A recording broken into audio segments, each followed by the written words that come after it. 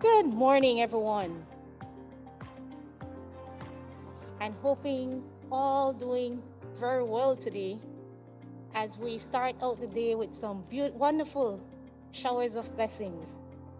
Today we are here at the Media Training Workshop, Leaving No One Behind 101. I'm certain the organizers did a good job at creating the team for today's training. So, at this point in time, I must say we have a mixed modality where we have persons online as well as persons in the audience here with us. And it's a pleasure. Welcome to the first media training workshop being held by the Office of the United Nations Resident Coordinator on behalf of the United Nations agency, funds, and program working in Belize. This workshop is titled Leaving No One Behind 101. And that's exactly what we hope to jointly achieve together in partnership going forward.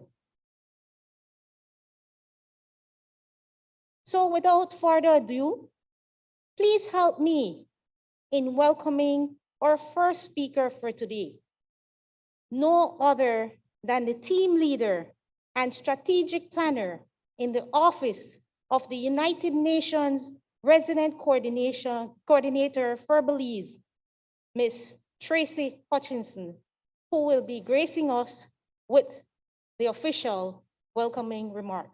Ms. Hutchinson.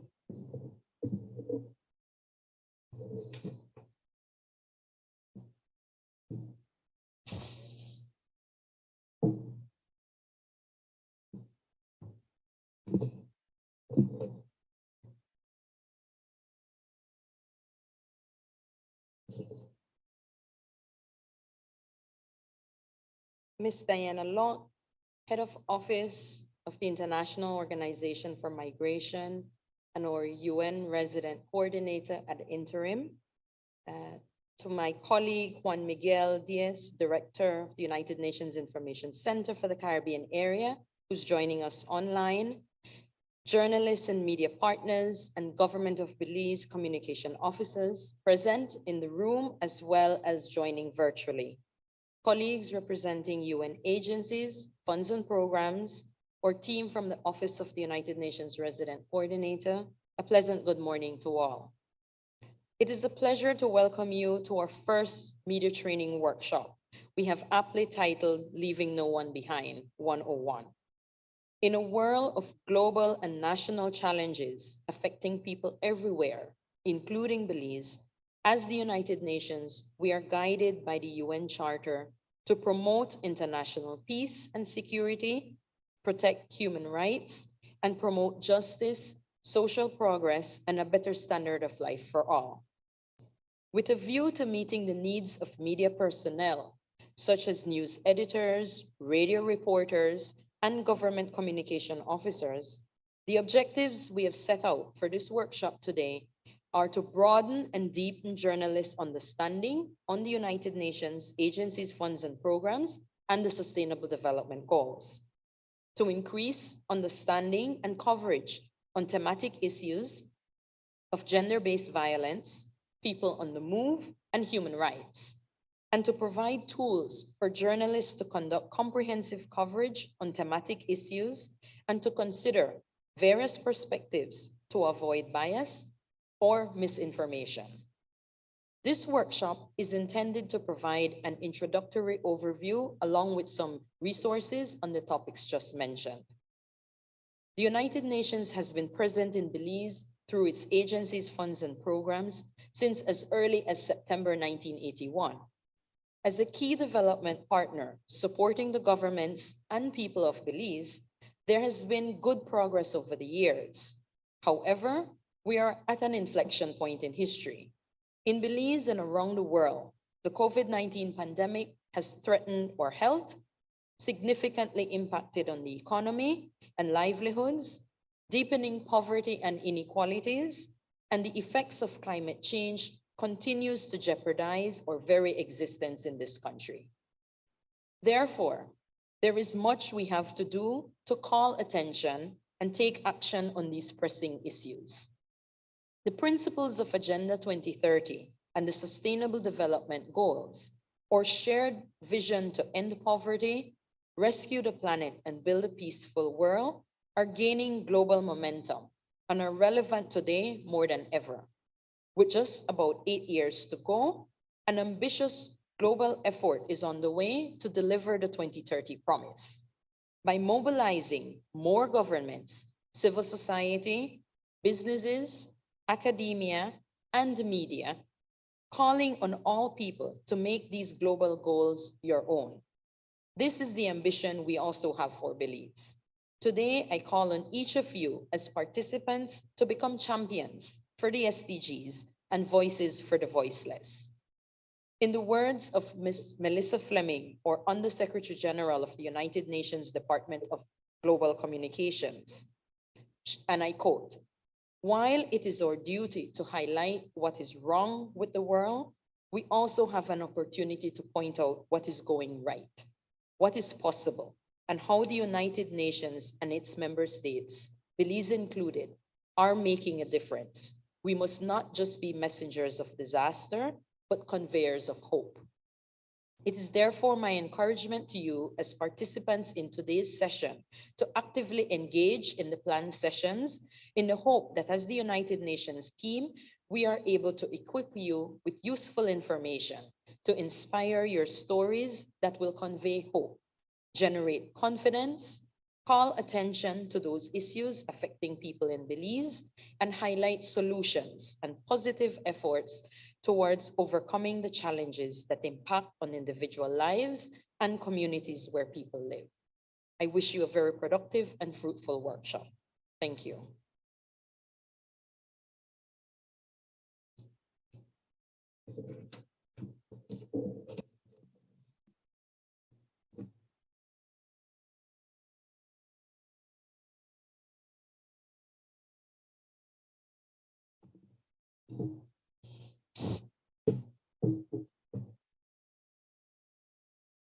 Thank you very much, Ms. Hutchinson, for those very inspiring words as we commence this media training. At this point in time, it gives me great honor to welcome the representative for the International Organization for Migration and the United Nations Resident Coordinator, AI, who will be giving the keynote remarks here this morning on behalf of the United Nations Resident Coordinator to Belize and El Salvador, Ms. Birgit Gerstenberg. Ms. Diana Locke, please join us to deliver this important keynote address.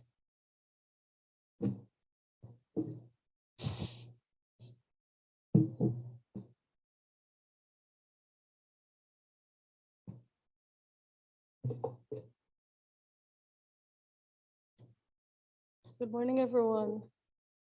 Distinguished guests here present with us and those joining us online, or very special media partners, colleagues, and friends.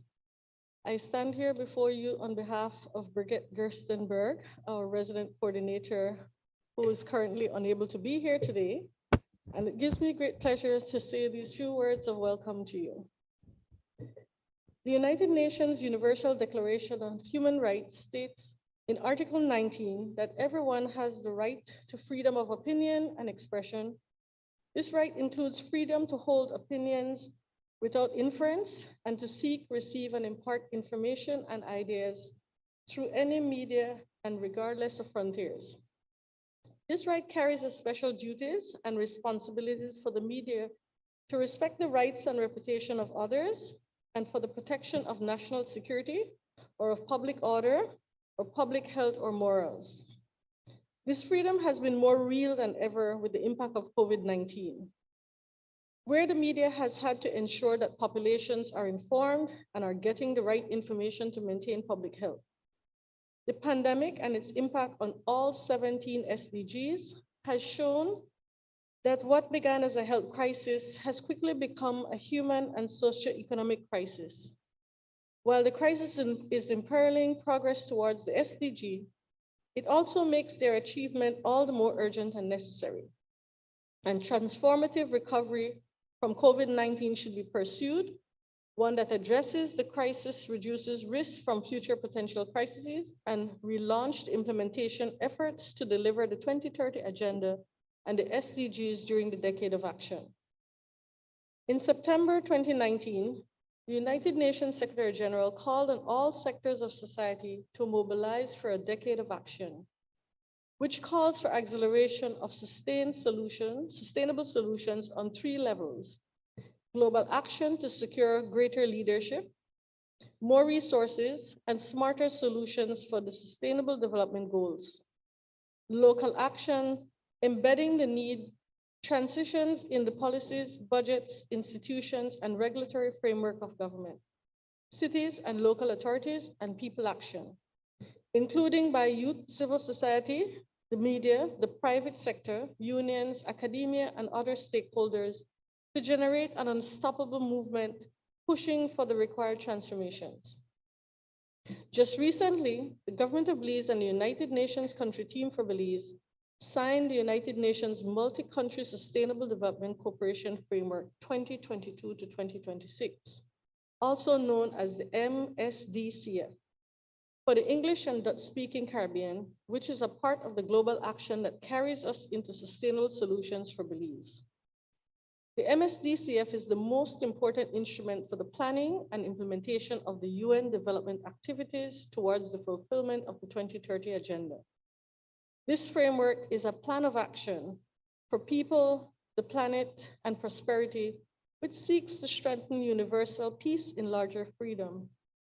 To address vulnerabilities, the United Nations and the government of Belize, alongside governments in the region, has committed to contributing to significant structural changes as it relates to achieving economic resilience and shared prosperity, equality and well-being, resilience to climate change and shocks, and sustainable natural resource management, as well as peace, safety, justice, and the rule of law. These development activities and changes through the MSDCF will impact the country of Belize for the next 5 years, which is why the media plays such a significant role and is an important partner for progress. Therefore, It is important for us to come together in training like these to share ethical principles and human rights-based standards for reporting, especially for the most vulnerable in our populations, to ensure they are protected and that people can be accurately informed on critical subjects that can transform development. We thank you as the Belizean media for your show of commitment with your participation in the training today and the future ones to come. Together, we will accomplish our goal of leaving no one behind. I thank you.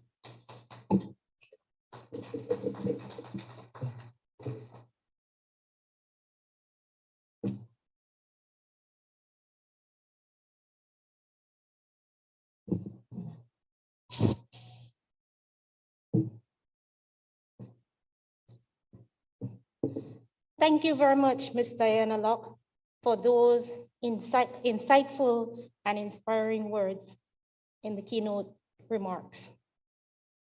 At this point in time, we will be doing an icebreaker. So sit back, relax, enjoy. For first activity of the day, for presential participants, those here with us, and I see quite a few persons in our midst, so that is very good. There are some sheets of paper in the folder given to you. Please do take one out and use your pens in the most creative way you can. Use one word to describe the United Nations, only one word for virtual participants. You can also do this activity with a sheet of paper around you, or you can use the Mentimeter link within the Zoom chat box. And for those online, if you're having difficulty with accessing the Mentimeter link, feel free to put in the chat so that we can help you to guide you through. And it's very easy. We know you can do it. So let's begin our icebreaker. And you have approximately 6 minutes to do so. Thank you.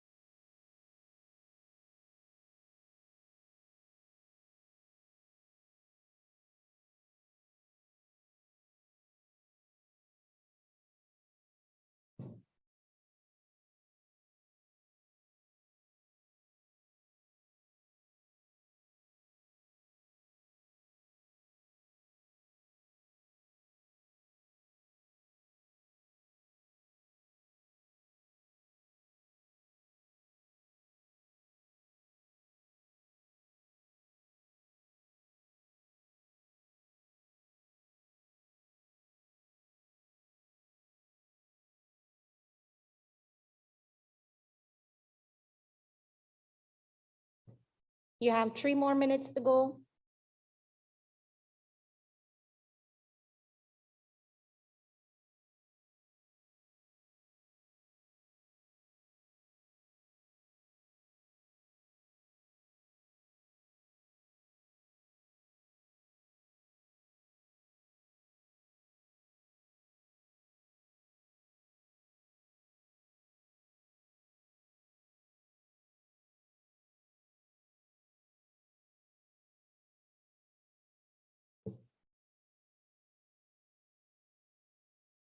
All right, we're getting some feedback from those online, and we'll try and see if we can project it. But in the meantime, I do have some here that I can share with you. So what's that one word chosen by participants online? We look at diversity, dream, universal, inclusive. And these are great words for us to reflect on.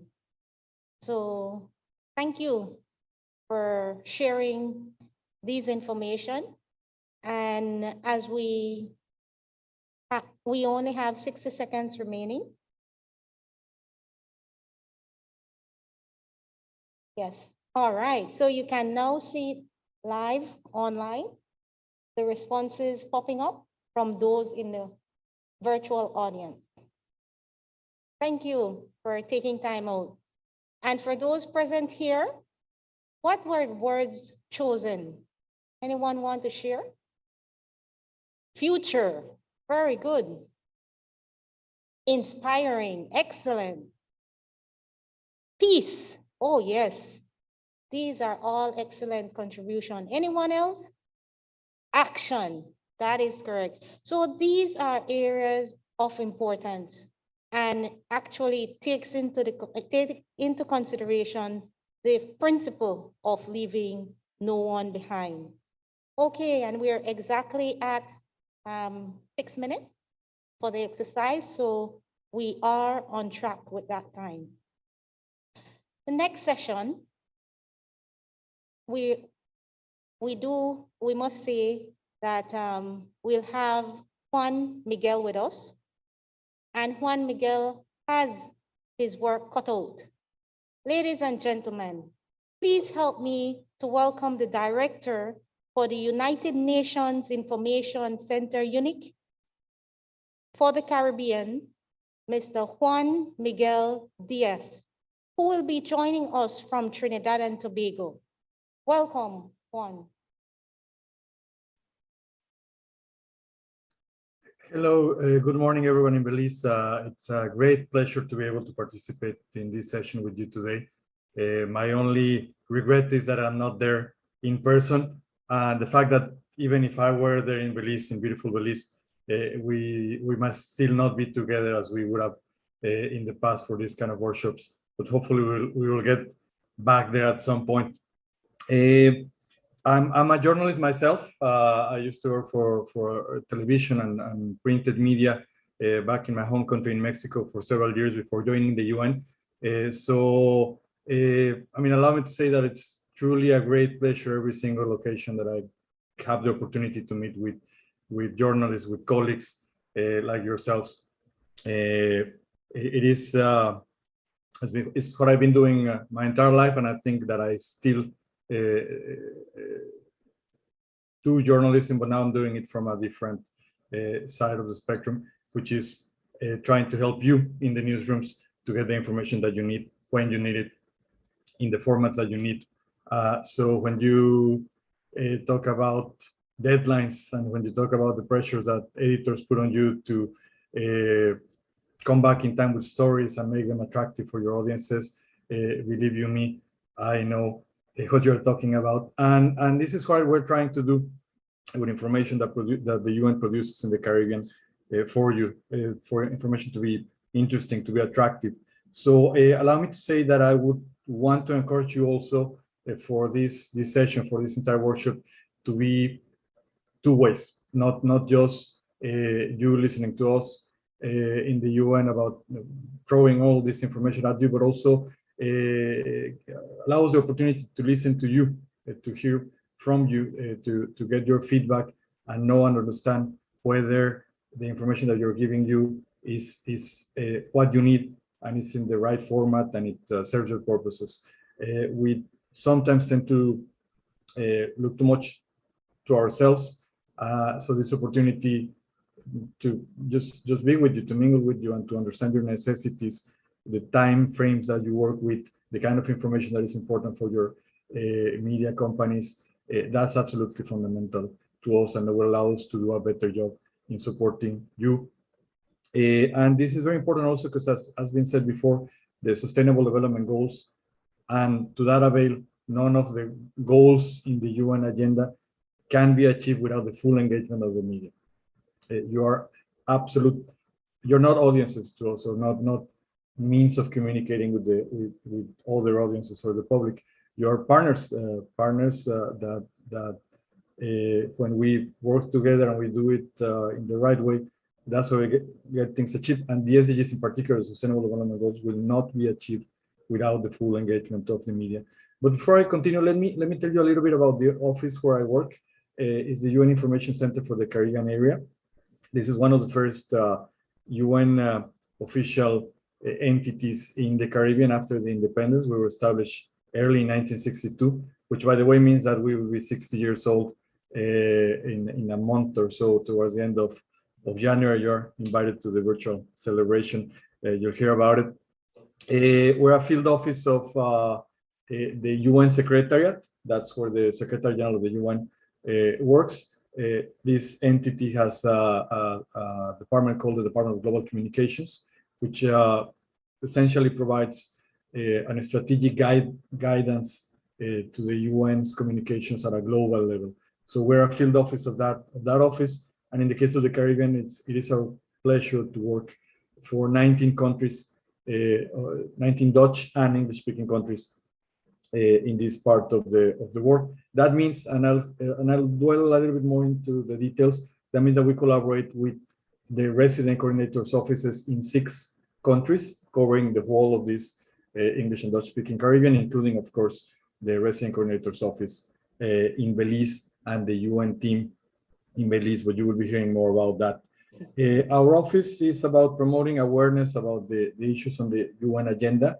It is just as important for people, and not just the media, but all stakeholders, young people, children, civil society organizations, schools, universities, governments, of course, the private sector, and every single actor that you can think of, because the UN works for all of them, to understand what the UN is about, because it's everyone's UN. So if you own something, you need to have a structured booklet in a way so that you can make the best out of the possibilities that this institution has to offer.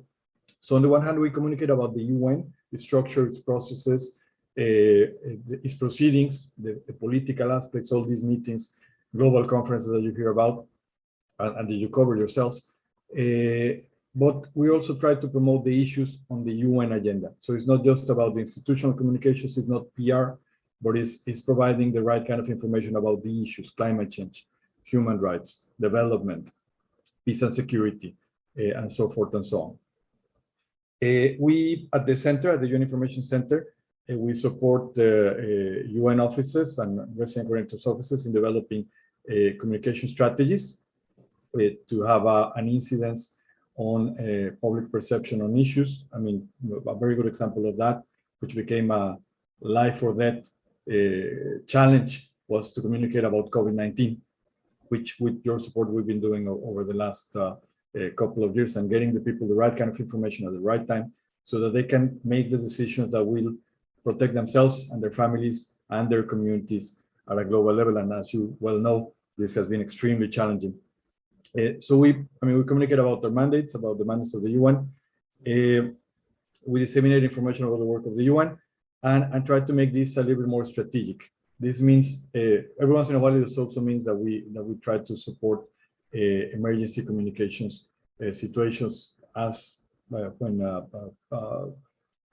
natural disaster occurs, for example. And we do this through every single means available, and from very traditional ways of communicating, printing leaflets, distributing directly. I mean, some countries in the Caribbean, we've used this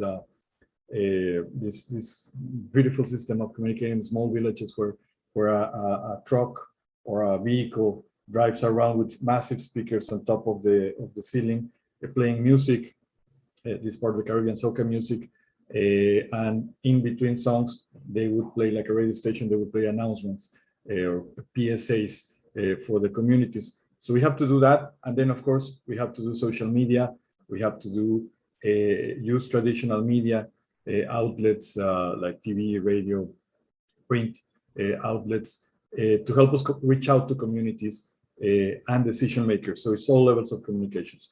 The UN, I guess, it's evolving its communications into two-way communications. Most of the mediums that we use to communicate now are two-way, are bi-directional. That means we listen to people's concerns, we hear from them, and try to reply to their needs. So it's getting more and more direct, not only towards the general public, as is the case with social media, for example, but also with the media. And then situations have evolved in which everything is more and more transparent. So press conferences are no longer just for journalists, but they are usually open to the general public, so they can get a direct access to our information from the source. We work with libraries, produce information materials, multimedia, videos, audios. We have a podcast for the Caribbean called Build Back Better Caribbean that engages with civil society in the region, and so on and so forth. So this is well, this is just for the UN Information Center, but let me tell you very quickly a little bit about how we work in the Caribbean region, because it's a fascinating region. I mean, of course, you live in it, so you know better than anyone. But the Caribbean, as far as the UN is concerned, has a very complex structure. It's a region that is spread over a large territory. Countries, of course, as you know, are separated by the sea, which makes things a little bit more challenging. I mean, traveling within the region is super expensive, so traditional means of communications are a bit complicated. And then, while from a distance, and I was born and raised in Mexico City with 25 million people crammed into a single metropole. So from a distance, I can tell you that people might think that the Caribbean is a small region because the population is not huge, but it's a fascinatingly complex region. No matter the size of any country, the population is so diverse, the culture within the country is so diverse that it could be a country of 1 billion people, or just 1 million, or just a few thousand people, and it would not be as complex, perhaps. It's not homogeneous. Obviously, as you know as well, one country differs to the next. And well, the presence of the UN is equally diverse and interesting. There's 6 resident coordinators offices or country teams in the region, as you know. One for Belize, for example. There's another in Guyana, one for Trinidad and Tobago, which also covers some of the Dutch-speaking countries like Curacao and Aruba. There's a UNST, or sub-regional country team, in Barbados that covers all of the Eastern Caribbean countries. And there's an office in Jamaica that services also the Bahamas, and another one in Suriname.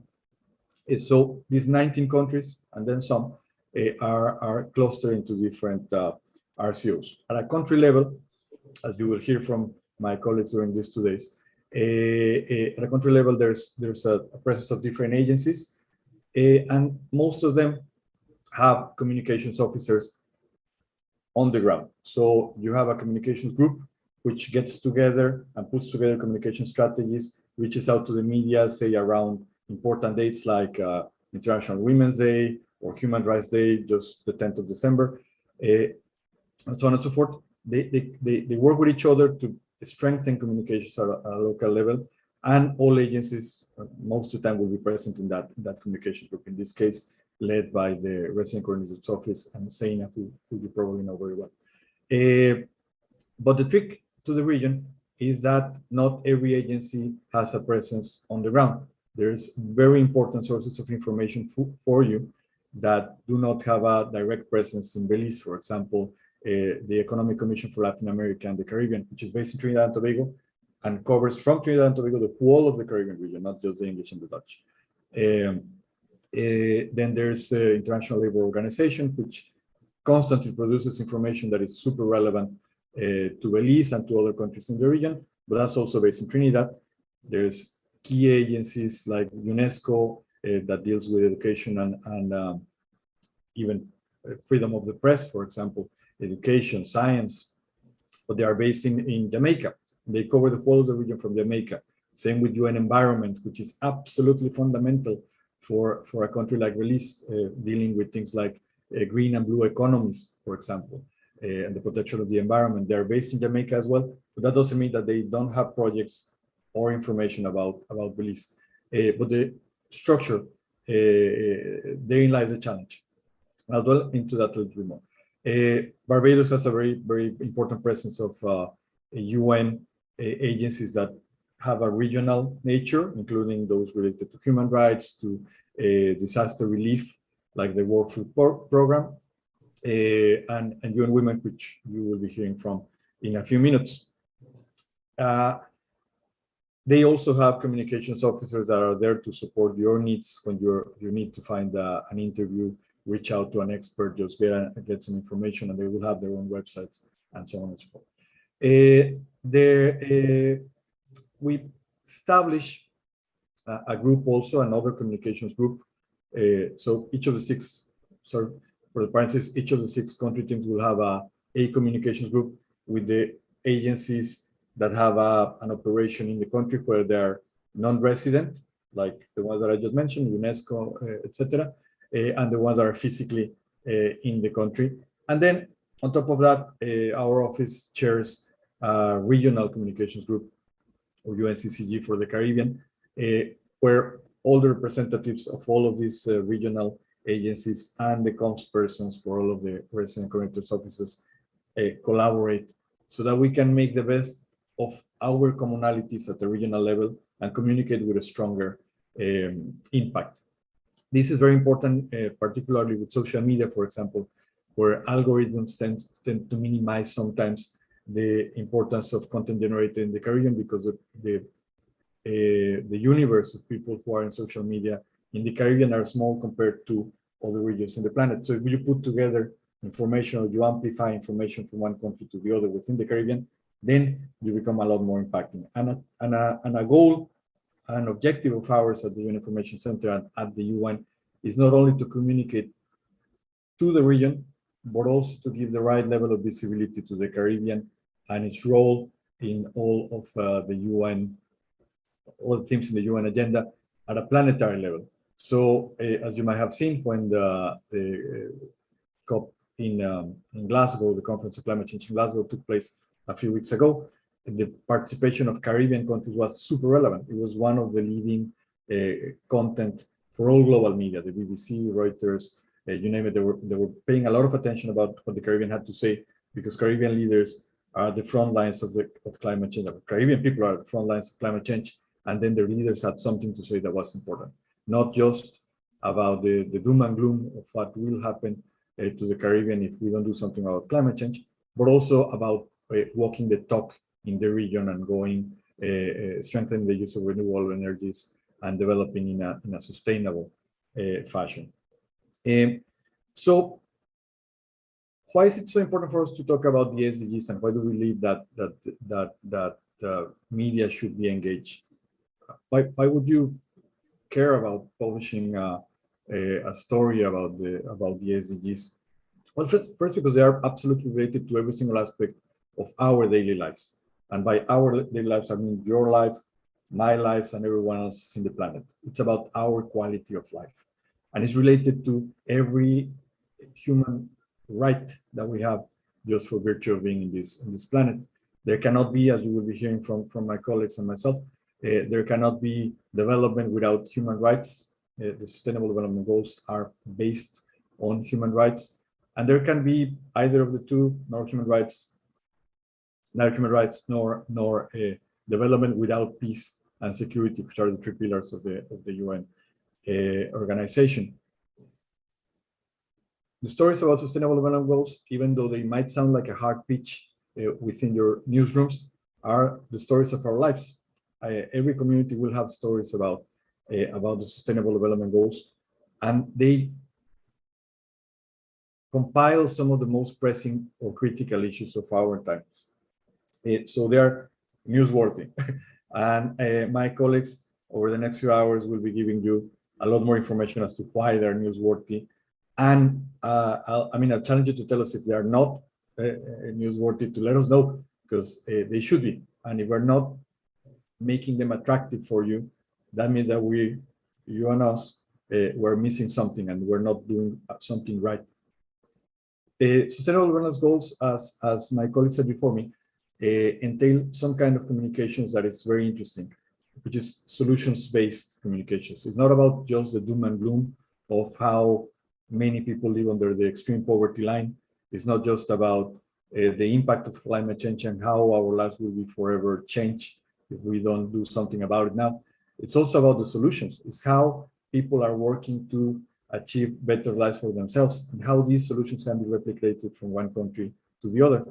Within the Caribbean context, of course, there's so many things that can be shared from one country to the next and between the Caribbean and the rest of the region in Latin America, for example. And that's one of the places where you come in. But super importantly, if people do not know about them, they cannot hold their leaders accountable for making the right decisions and the right choices.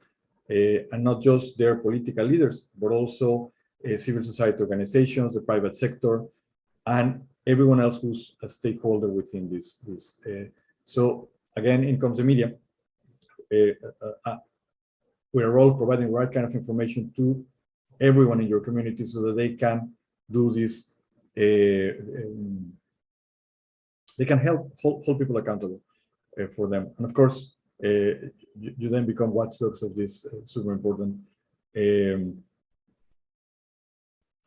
goal or action. SDGs can be sexy, even can be the source of important stories. But to be honest, like sometimes journalists or even editors find them a little bit unappealing or unattractive because we want to go for the crime stories, we want to go for the nitty-gritty of the political drama of every day. So so we might so we might overlook them a little bit, but hopefully we'll give you enough reasons to pay attention to them. But another thing that I wanted to tell you is that SDGs are about you too. Sustainable Development Goal 16, for example, is about peace, justice, and strong institutions. And it says that it's meant to promote peaceful and inclusive societies for sustainable development, provide access to justice and for all, and build effective, accountable, and inclusive institutions at all levels. That sounds complicated, but it has a target, 16.10, that is all about the media. And I read, it's ensure public access to information and protect fundamental freedoms in accordance with national legislation and international agreements. 16.10.1 talks about specifically verifying the cases of killing, kidnapping, and forced disappearance, arbitrary detention, and torture of journalists, associated media personnel, trade unionists, human rights advocates, etc. So the idea is to reduce, hopefully to zero, the number of victims of these kind of crimes within the journalistic community of the planet. And it's about adopting the necessary guarantees and necessary legislation so that this can happen. So within the Sustainable Development Goals, promoting and enabling freedom of expression is super important. Supporting the development of a free, independent, and someone used the word pluralistic, diverse media is fundamental as well. Ensuring your safety as journalists is key, and widen citizens' participation in the media, access to media outlets, access to the internet is super important as well. So agencies like UNESCO, based in Jamaica, are working on these kind of issues all over the region. So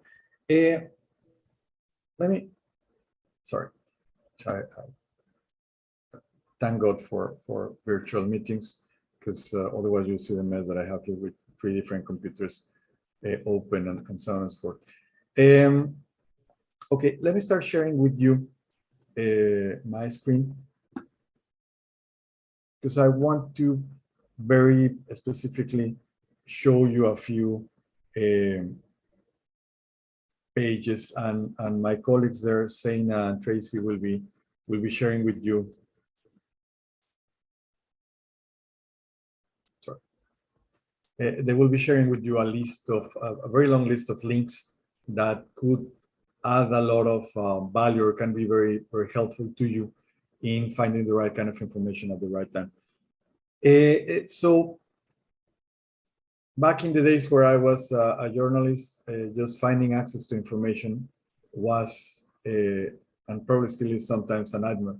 But it was a technical nightmare back then, because no one has the time to go to dig into a library to find a document, and then to peruse over hundreds of pages of information just to find the right statistic or the right data item that you want to publish on your before your deadline at 6 p.m. or whenever it happened, or going on the air.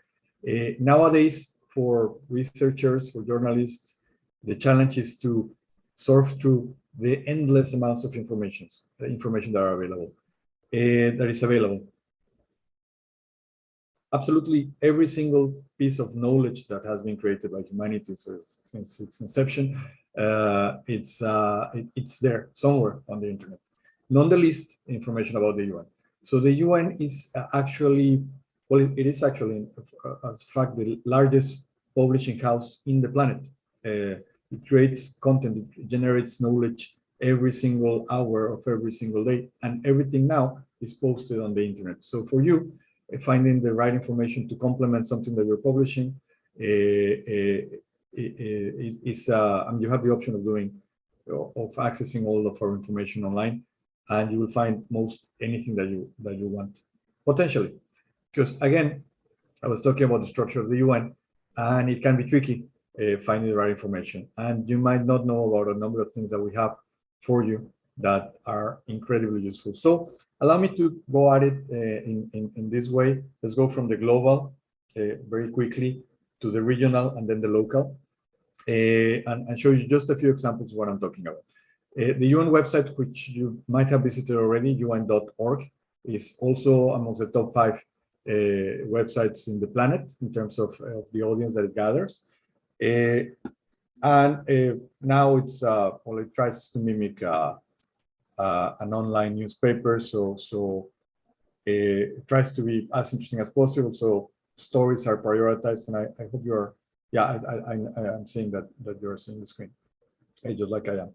So you'll see stories from all over the planet illustrating every single issue in the UN agenda, from sexual and reproductive health to peace and security, migration, refugees, and so on and so forth, including the SDGs and everything else on the agenda. What you might not know, so if you're looking for a press release, you're looking for coverage of an international conference where there is a participation of Belize, for example, you can go into these websites and you'll find absolutely everything that you need: press releases, bios, you name it, news, etc. There's a specific section on news called, guess what, UN News. And again, it has information from different sources, all of the UN sources. Well, a rule of thumb for the UN editorially is that all of our platforms will only publicize or will only publish content that is generated by the UN itself, or by the UN in partnership with some other entity. So, so for example, civil society organization publishes something on an issue that is of interest of the UN, but it didn't do so within the scope of the UN, that document might not be traceable within our websites. Might be linked somewhere, but not necessarily endorsed by the UN. What you might not know is that, and this was a big thing before COVID-19, now it's a part of our daily lives. Every single meeting held by the UN that is public, and the vast majority of them are, except for a few private meetings of the Security Council, but even most of the meetings of the Security Council are public, can be watched live or on demand on the UN through this thing we call the UN Web TV. This is all part of the same website. We're also sending you the links, the direct links to all this.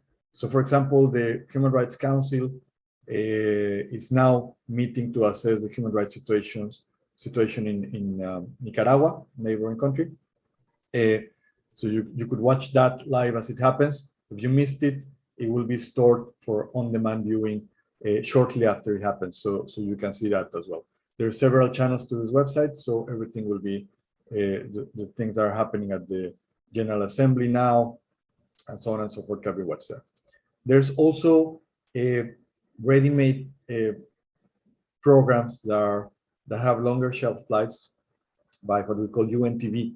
And these are like, the kind of content that you will see on the BBC, for example. Actually BBC, CNN, and hundreds of media outlets around the planet use this content, as is, edited with a voiceover in different languages, of course, English being one of them, that TV stations can use for free to enhance their coverage of international affairs.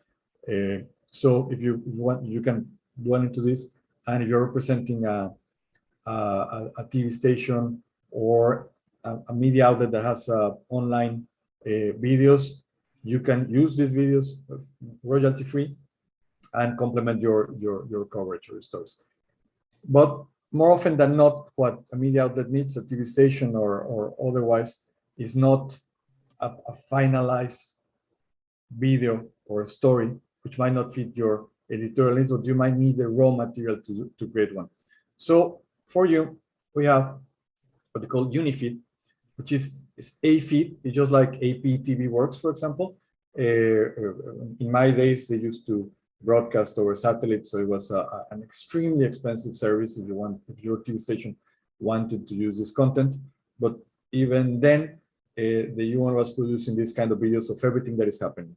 It's B-rolls that are usually somewhere between 1 minute to 3.5 or so minutes, with cuts, sound bites, and other video materials that can help your coverage of anything that is happening within the UN. And so, for example, there's a high-level visit of a UN officer to Senegal. There's a press conference on sexual exploitation. There's stories about South Sudan, a humanitarian appeal by UNFPA, materials on childhood cancer. Of course, there's tons of information and videos about COVID-19 updated every single day, and so on and so forth. But when something happens in the Caribbean, if it's a top story for the UN, you will find videos here as well. What does that mean? That when the big earthquake hit Haiti more than a decade ago, the one and only camera that was present in Haiti from an international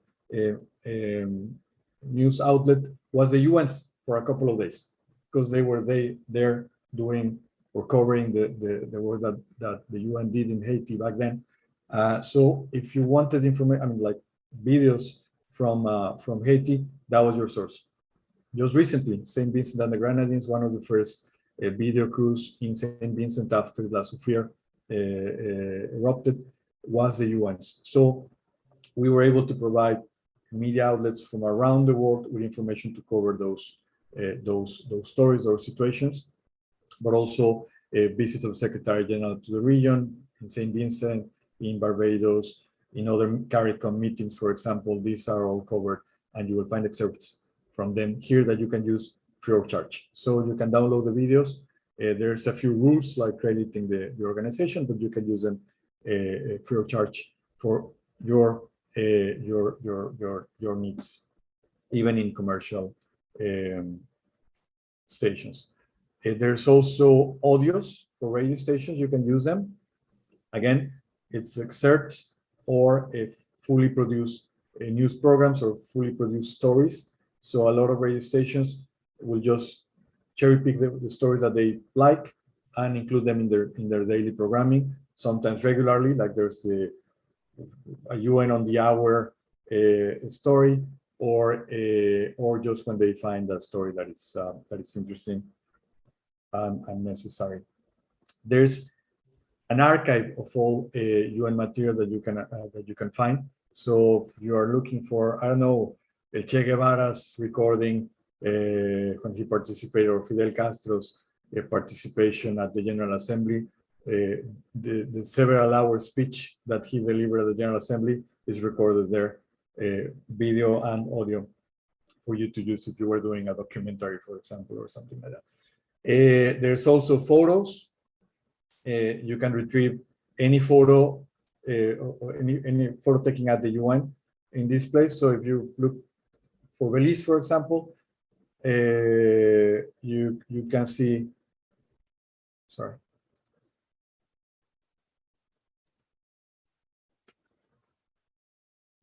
You can see what you have there for Belize. So it's the Prime Minister of Belize addressing the General Assembly back in September, meeting with the Secretary General, and so on and so forth. So again, these photos you can use for news related coverage free of charge. You will find this thematic content. As you might know, the UN launched a campaign called Verified very early into the COVID-19 crisis. And it is a campaign that's meant to provide life-saving information to people around the planet, and is meant to counter misinformation, which in the case of COVID has cost a lot of lives around the planet. The idea was essentially, literally, to flood the internet with scientifically valid information and counter rumors, counter myths and misinformation about COVID-19. The campaign has evolved from this myth busting at the beginning. Remember the stories where people would say over WhatsApp that if you expose yourself to the sun, the virus will be killed. To more sophisticated communications on how to communicate about vaccines. So we publish guidelines, not guidelines, but more like a guide for journalists, for people interested in communicating about vaccines, and how to do so from a place of understanding about the needs and the reasons why people might not trust vaccines. And so there's many ways of doing this in a better way. The campaign also asks people to pause before they share, and provides people with training, with ideas of how they can stop before they share content that has not been verified, and providing options about other content that's verified that they can share. Where we are at the campaign, we're trying to build vaccine confidence, obviously, because that's key in the countries that have access to vaccines, which is most of Latin America and the Caribbean. But we're also trying to build equity and solidarity, because there's so many countries in the planet that have super minimal access to vaccines. So the idea is to reach out to them so that we can all be together and go back to something that resembles normalcy. There's again a page about COVID-19. And going back to the structure that I was sharing with you before, each of the country teams in the Caribbean region has a country team website. The case for Belize would be belize.un.org. And there is an umbrella website, a portal, if you will, under the URL caribbean.un.org, where you can find highlights of everything that is happening in the Caribbean. I encourage you to visit this. This one, it's a bit of a premiere. We just soft opened the website, but I encourage you to visit it and to share with us any feedback if you find a glitch or anything on it. So you'll have links to every single UN entity in the region. Let me share that with you. Share to you and stories of what's happening. So, for example, my colleague was talking about the MSDCF, the Framework for Cooperation in the Caribbean. It was just signed or it's being signed in several countries. around the region. So we're posting stories when that happens lately in what was this? In the BVI, for example, in the Rich Virgin Islands. But there's information about Sustainable Development Goals. Here you'll find data at a regional level. So if you want to know what's the situation with each of the 17 Sustainable Development Goals, you can find all the data. And it's also a bit about transparency. It's not only the situation of Sustainable Development Goals, but the situation of cooperation about Sustainable Development Goals. So for example, you want to know which country is giving how much money and how that money is being invested in which of the SDGs in a different country, you can find that information here. So it's literally, there's literally arrows going from one place to the other. So you can see how all of this is happening, and you can identify the gaps. The goals are not being supported the way that they should, for example. Social media being what it is, we have we're also using social media as a key tool for communicating. The brand for the region is Caribbean UN. So if you look for Caribbean UN on Twitter, on Facebook, you will find us. There's also a LinkedIn account, and of course YouTube. But YouTube is Caribbean United Nations. You have the links on your on the pages that we're delivering, and also on Instagram with Caribbean.UN. Sorry about that.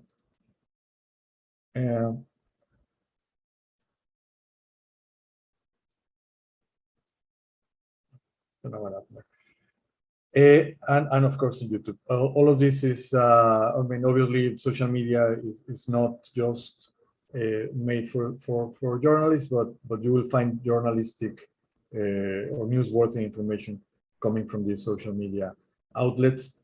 And of course, all of them are linked with sources at the national level. So there's a huge bunch of social media accounts for Belize that are specific to Belize that my colleagues will share with you. Lastly, one thing that I wanted to highlight about this website is that it has a contact us page, and it's not your average contact us that has a template where you write to someone and then that you put your data in and no one writes back. It's very specific. So you will find the name of the media contact for each of the UN agencies in the region in this website, and then you'll have links to the websites in Belize.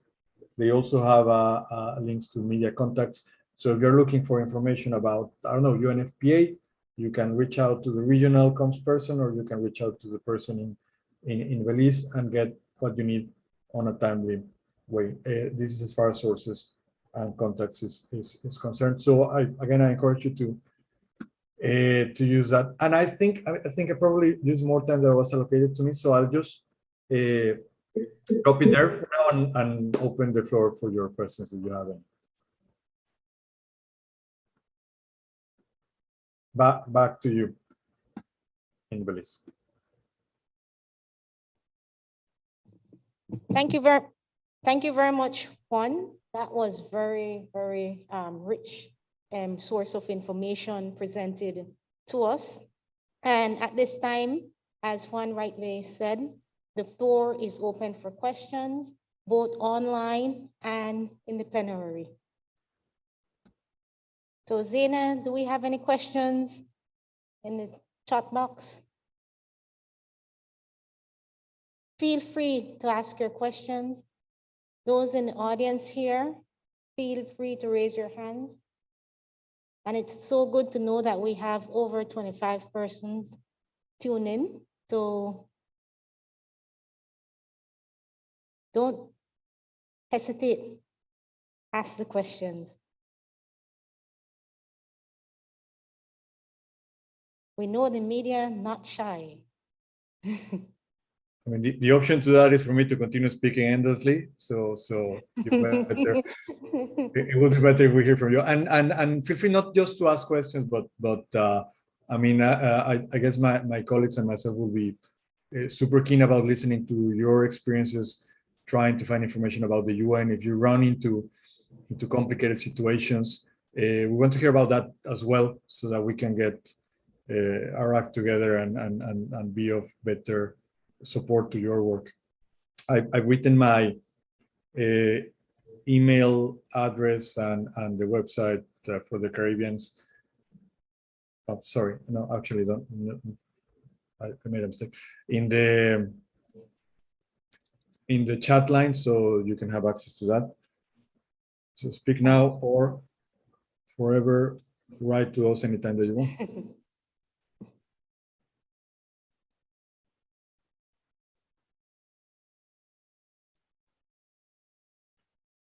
The first website that I typed on the chat line is the website for the institutional website for the UNIC for my office. So you can find more information about us and anything that we are generating or supporting. So there's a mini website on that, micro website on St. Vincent and the Grenadines, on COVID-19, for example, that's region specific. And the portal that's an entry point into the rest of the Caribbean is the second one on your screens, caribbean.un.org. And my email is there if you have any questions or comments as well. Thanks very much, Juan, for that excellent presentation. Seemed very clear. I'm seeing thumbs up here in the audience, and no questions at this time. Guess it's a wealth of information being shared that needs to be digested. And thanks for sharing your email. I'm certain that colleagues will be in contact with you, because the media personnel here in Belize, they are not shy. So certain they need to digest all this information that has been shared today, and will be contacting you. So we give you a round of applause for that excellent presentation. Thank you. Thank you so much. I look forward to your queries. My team and myself we're there to help you. Thank you so much. Have a great day, and I'll stick around for a few more minutes because I'm also super interested in the presentations to come. So have a good day, everyone. Thank you. Thank you too. Have a nice day. All right, we move on to our next icebreaker. And in the chat, my colleague Zena will be sharing the link. So on this activity, we will need participants to join the Mentimeter poll, which will be sent to your cell phones for those in the audience. And via the chat, it is already posted in the chat box for virtual participants. We will give you 6 minutes so that you're able to complete the activity.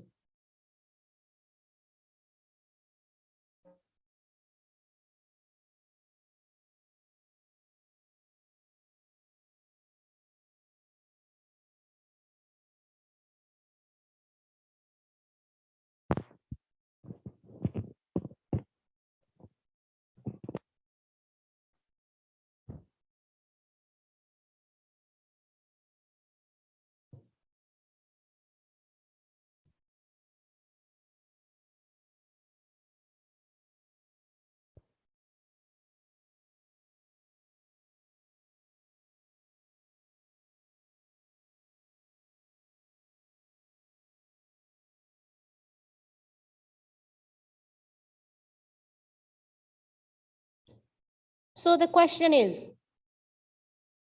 when reporting or reading reports on gender-based violence, what are the most common comments you would encounter?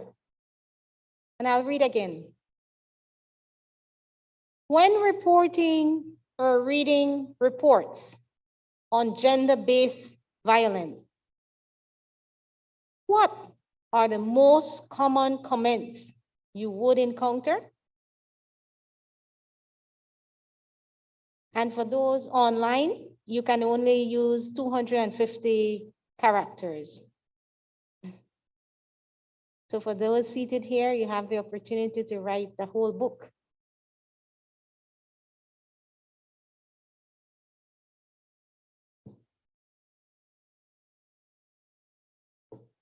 Okay.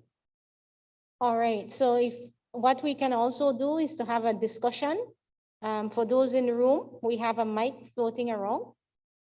So please raise your hand if you would like to contribute. Yes. And please say your name and which media house you're from. Thank you.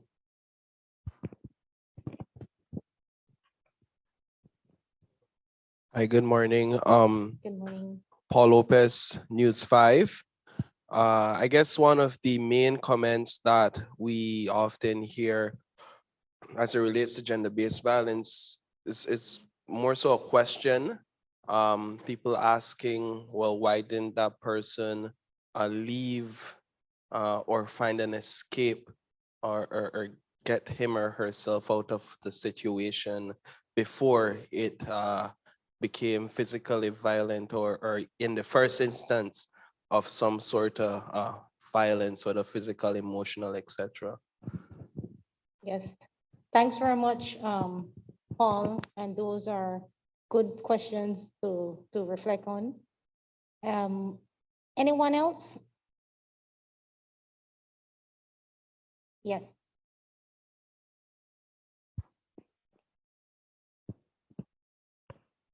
And those Yes, in, go ahead. yes, good morning. Aaron Humes from Breaking Belize News. Thanks for having us here, first of all. And then in terms of answering this question, I think amazingly there are still some people who blame the victim, who say, yes, not only why didn't you leave, but did you do something to cause what happened? Because we're a informal society. I think we're everybody know everybody or think they know everybody. So when things like for instance, a couple weeks ago there was that tragic double murder of a brother and daughter in Cayo, and the father, or well, the person alleged to have done the double murder fled to Guatemala and all of that. I think everybody knows the story, but I'm sure there were people who asked, if not publicly, then certainly privately, how did we miss those signs? How did we miss because because one of the primary things we often hear is that such and such did not report this complaint to police or to one of the women's organizations or whatever the case may be, and therefore I think people take it as license to believe that such things don't happen. And so that's unfortunately one of the things I think people still believe in Belize these days when it comes to gender-based violence, that it has to be reported or you have to see it personally in order to believe that it actually happened. Yes, thanks very much. And we do have other inputs on or comments being made online. Only women are affected by gender-based violence. And yeah, those are different type of misconceptions because we are all affected some way or the other. Hipólito Novello from Love FM, F1. Of the most common thoughts would have to do with regret. Regret in the sense that they did not leave the situation sooner, and in most cases, the victim expresses a sort of inability to leave for several reasons. That's a very good comment. It wouldn't, and someone else wrote, it wouldn't have happened if she would have stopped or gone away. So these are good, excellent comments being shared with us today and need to be reflected on and see how we find the way forward. Okay, thank you all for your contributions. They're very, very, very important for us to understand what is being taught about in this area of gender-based violence. Okay, session 2. Next is a very important discussion on gender-based violence. And spearheading this are 3 amazing women working to ensure indeed no one is left behind. On stage, please welcome Ms. Perla Hinojosa.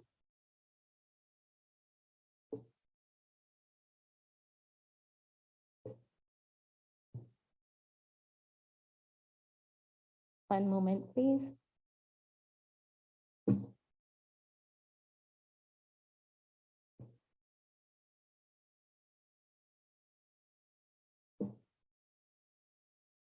Okay. We have Ms. Monique Long, Planning and Coordination Specialist for the United Nations Women Multi-Country Office in the Caribbean. Monique? All right, nice to see you, Monique. And Monique joins us online. We also have with us Sharon Carter Burke, Communications Analyst from the United Nations Women Multi-Country Office in the Caribbean. Sharon? Hi, good morning, everyone. Good Great morning. to be able to join you. Yes, good to have you here with us too. These are very powerful women from UN Women, and they have a wealth of experience. When I've heard these ladies talk, I really value the contribution they have made and the wealth of experience they have to share with us. We will be having, along with these ladies, Perla Hinojosa, Spotlight Initiative Communications Officer in the Office of the United Nations Resident Coordinator. And so,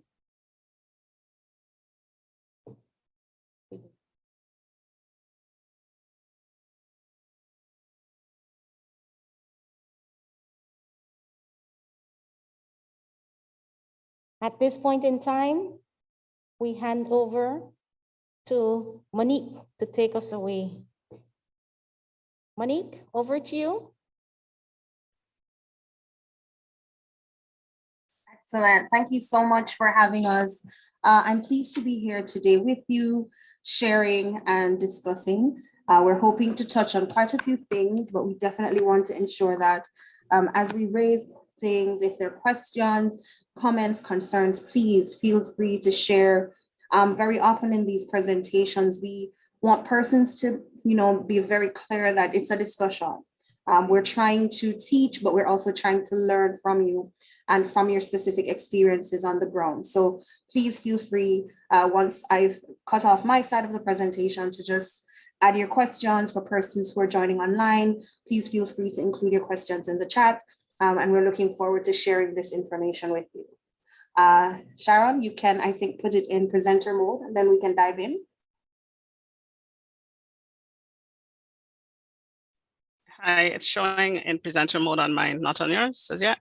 No, not on ours as yet. One second. But I think we'll start regardless. So you can go to the next slide.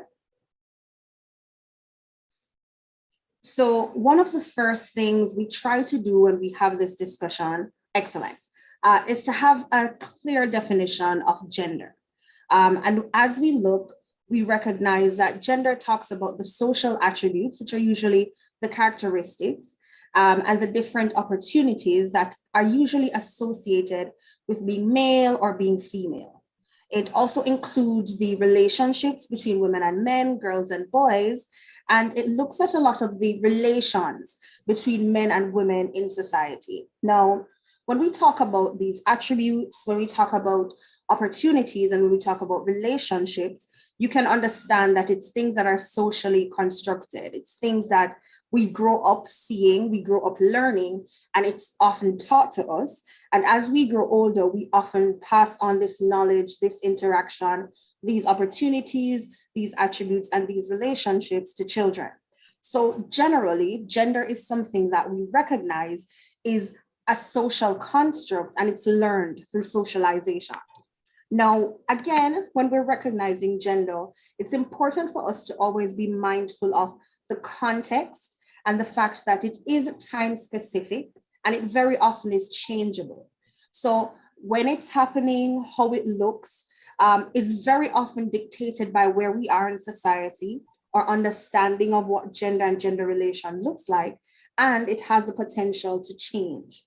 Gender determines, in a nutshell, what is expected, what is allowed, and what is valued in men, what is expected, what is allowed, and what is valued in women. And again, it's based on the time period in life we're in, the context we're in, and it's something that changes very often. The issue when we realize and when we explore gender is that more and more we're recognizing that there are often differences and inequalities between women and men in how activities are assigned to them, in the responsibilities that are assigned to them, in their ability to access and control resources, and in opportunities to be in decision-making positions. So it's important when we have the discussion around gender to always be conscious of the fact that it really is based on time, it's based on culture, it's based on something that is socialized. And again, it has the potential to change. But a huge part of the gender discussion is recognizing that very often there are inequalities and differences, and these differences are very often based on the fact whether you're a woman or you're a man. Next slide, please. Now, we also try to have a little bit of discussion around sex and to understand the distinction between gender and sex. So as we said, gender is something that is a social construct, but sex talks more about your biological and physiological characteristics. This defines whether you're male, female, or intersex. Here on the slide, you're seeing it's usually a combination of features that distinguish male from female, and there are quite a few biological indicators. So you have sex chromosomes, gonads, reproductive organs, genitalia. All of this comes together to determine your sex. But as we mentioned, there's a significant difference between sex, which is what you're born with, and gender, which is a social construct. Next, please. So we share these definitions because we want to then broaden the discourse into what violence against women and girls looks like. So here we're seeing an overarching definition that was passed down through a UN resolution. Now, violence against women and girls is defined as any act of gender-based violence that results in or is likely to result in physical, sexual, or physiological harm, or psychological harm rather, or suffering to women or girls. Now here, it's noting that it can include threats of such acts, it can include coercion, it can include arbitrary deprivation of liberty, whether it's happening in public or happening in private. And one of the key things we've recognized about how we define the violence against women and girls is our ability to move the discourse out of what we see in the public setting to a recognition of its occurrence in private life and the importance of us labeling it and responding to it as it occurs in private settings. Now here we're seeing that this violence is perpetrated against women and girls, specifically because they're women and girls. It exists in multiple, interrelated, and sometimes recurring forms. Again, we're going back to what it's rooted in, and it's important for us to be reminded that it's historically rooted in unequal power relations between men and women. So as we kind of wrap our minds around what violence against women and girls look like, it's important for us to be mindful of the fact that it's not always physical. There are sexual elements. there are other physiological or psychological elements that can amount to harm. Additionally, things like threats of violence, coercion for violence are also things that have been recognized as violence against women and girls. And as we emerge and as we explore different kinds of technology, different kinds of harm that women and girls suffer from, we're seeing more things that we've been able to recognize and label as violence. So for example, we've seen instances of revenge porn being a form of violence against women and girls. We've seen things like emotional violence being something we've recognized, things like stalking, again, online harassment, street harassment. And then within the private settings, we've seen intimate partner violence and harm that women and girls suffer within the home and family setting as other kinds of violence and against women and girls. So when we have this discourse, we usually recommend that persons, have a broad-based look and understanding of what is occurring within society, different things that they see in the different spaces they occupy, for it to seem more than a theory and for it to seem like something tangible, which you're able to recognize immediately as it occurs within the community, within workplaces, within society, broadly, so that we're able to identify it when we see it. All right, thanks for that, Sharon. Next slide, please. So where do our social beliefs and standards come from? One of the key things we've identified is that it's important for us to note the root of where a lot of violence and a lot of our thoughts and ideologies come from. Now here, we're seeing that a lot of our social beliefs and standards are ideological. So it's a system of beliefs and ideals and ideas that we tend to have from our families and from our own internalization and thinking. We're seeing institutional. So we look at how laws and the legal system, the education system, policy, media, political power, all work to maintain a lot of this ideology. We see interpersonal, and this is the idea that one group is better than another. One group has a right to dominate or control the other. And then we see a lot of the internalized element, where the oppressor doesn't usually have to exert any more power because we now do it to ourselves and we do it to each other.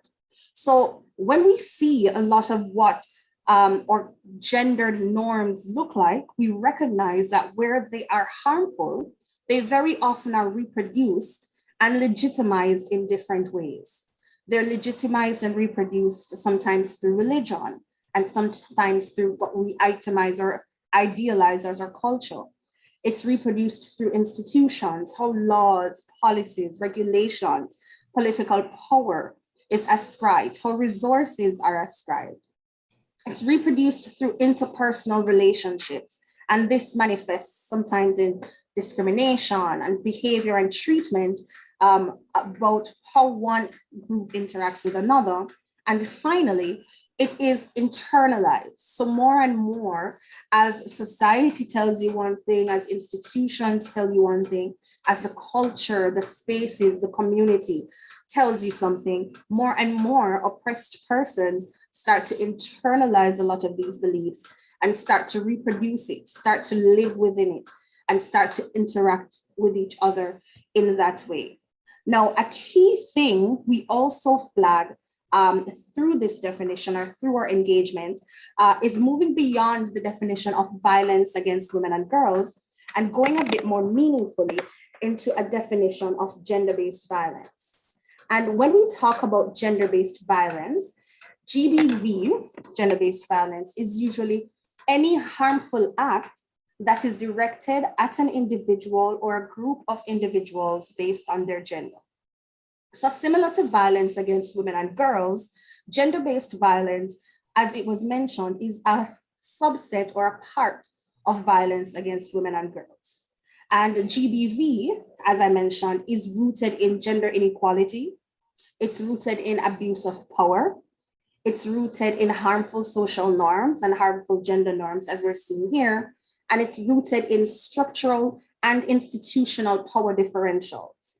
So heavily when we talk about gender-based violence, it's important for us to recognize that structural and gendered power differentials usually place women and girls at greater risk for forms of violence. And again, while we do have this discourse, it's very important for us to recognize that while women and girls suffer disproportionately from gender-based violence, we have to recognize that men and boys can also be targeted as victims and survivors of gender-based violence. So again, reiterating that gender-based violence is the umbrella term that has multiple subsets that fall underneath it. Some kinds of gender-based violence include intimate partner violence, violence against women and girls, domestic abuse, sexual harassment, femicide, stalking, but all of these fall under this overarching umbrella of gender-based violence. And as I mentioned, GBV is this all-encompassing definition, this all-encompassing notion of harm being perpetuated simply because of an individual's gender. And it's rooted in very key things, including gender inequality, abuse of power, harmful social norms as some of the key elements. And when we talk about GBV, we recognize that much of it is reproduced through how our societal norms and our gender norms are reproduced and legitimized. And here we're seeing that it's very often legitimized and reproduced in 4 key ways. And this is how much of our beliefs and our ideals around what are appropriate and inappropriate gender behavior, which tends to lead to gender-based violence, this is how it's rooted. It's rooted in ideological systems and beliefs. It's rooted in our institutions that perpetuate and reproduce the harm. It's rooted in our interpersonal reactions and interactions. And it's rooted in how we internalize and reproduce much of the harm. I think that captures it. Thank you, Sharon. So another key thing we try to do is to have this discourse and to frame it within the context of what the data looks like. And this is what some of the data that is emerging within our region looks like. Within our region, we've recognized that a significant amount of women who have ever been partnered have experienced significant rates of intimate partner violence. Now, we've conducted what we call prevalence studies in 5 Caribbean territories, and you'll see them here. And what we've recognized is that 55% of women in Guyana have said that they have experienced intimate partner violence. And again, this is violence at the hands of a partner. In Suriname, it's 48%. In Trinidad and Tobago, it's 44%. In Jamaica and Grenada, it's 39%. And what this is telling us is that as many as 1 in 2 women or 1 in 3 women within the Caribbean context are experiencing violence at the hands of their partner. Now, internationally, the global statistics are 1 in 3, but our regional and inter-country statistics are much closer to 1 in 2. Again, you can imagine how dangerous these statistics are when you recognize that very often, even in how this data is collected, very many women and girls are unable or not quite able to label a lot of their experiences as violence because of a sometimes internalized belief on what violence looks like.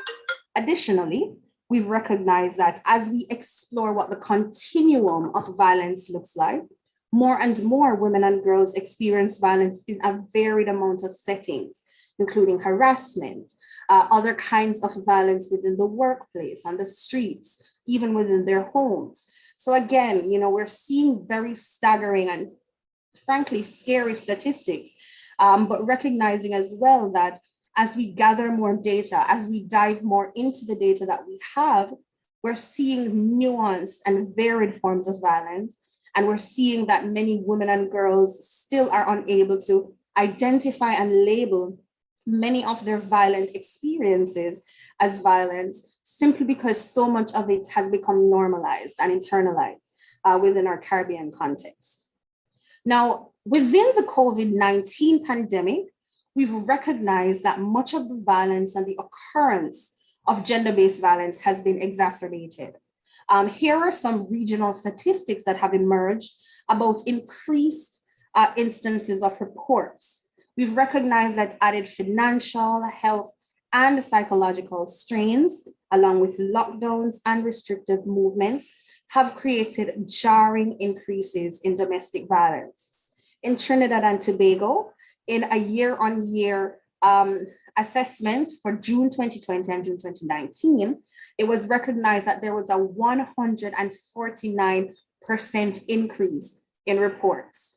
In March 2020, Anguilla reported a 125% increase in reports. Similarly, in Barbados, there was a 38% increase since the first lockdown. Again, what we're recognizing is that in many instances, especially during the COVID-19 pandemic, women's movement has been limited, women's access to protective networks have been severely impacted, and there has been a reduction in women's ability to access support services and other support networks. The result has been more and more women and girls reaching out to support networks through helplines, through police stations, trying to seek some kind of support and assistance because of the increased likelihood and the increased prevalence of violence within the home. Next slide, please. Now, one of the key things we've continued to recognize is that violence and gender-based violence and violence against women and girls continues to be rooted in gender norms. It is reproduced through stubborn yet harmful gender norms, stereotypes, and power differentials that we've mentioned are rooted in varied layers of society and are deeply ingrained in many individual theologies and ideologies about how genders should relate to each other. Here are some of the statistics that emerged from our prevalence surveys in the region. And one of the key ones is that women who experience at least one controlling behavior, 60% of women who were engaged said that they had experienced at least one form of controlling behavior. Again, reiterating the point that unequal power relations between men and women tend to lead to controlling behaviors within intimate partner relations, and very often impacts and leads to violence and further violence being exacerbated within the intimate partner relationship. Quite similarly, it was recognized that almost 50% of persons, believed and repeated the notion that a woman's most important role is to take care of her home. Again, stressing that, it's going back to a lot of these gendered norms being something that is reproduced and something that is so deeply ingrained in how genders relate to each other that we're seeing it being a key part of what gender relations look like and a key part of what gendered violence within society and within relationships being reproduced from a lot of these notions. Again, these norms create a rampant culture of silence and bystanderism that enables the reproduction and the continuation of violence against women and girls and gender-based violence. So we keep having this conversation because we want to unpack many of the notions around what gender norms look like and how in many instances our ideals and ideologies around gender norms have the potential in their harmful nature to lead to gender-based violence. Now, one of the key things we try to do is to connect what the dots look like. So as we have the discourse around what harmful gender norms may look like, it can be that a woman's most important role, as we see it here, is to take care of the home. What then happens if a woman isn't taking care of the home?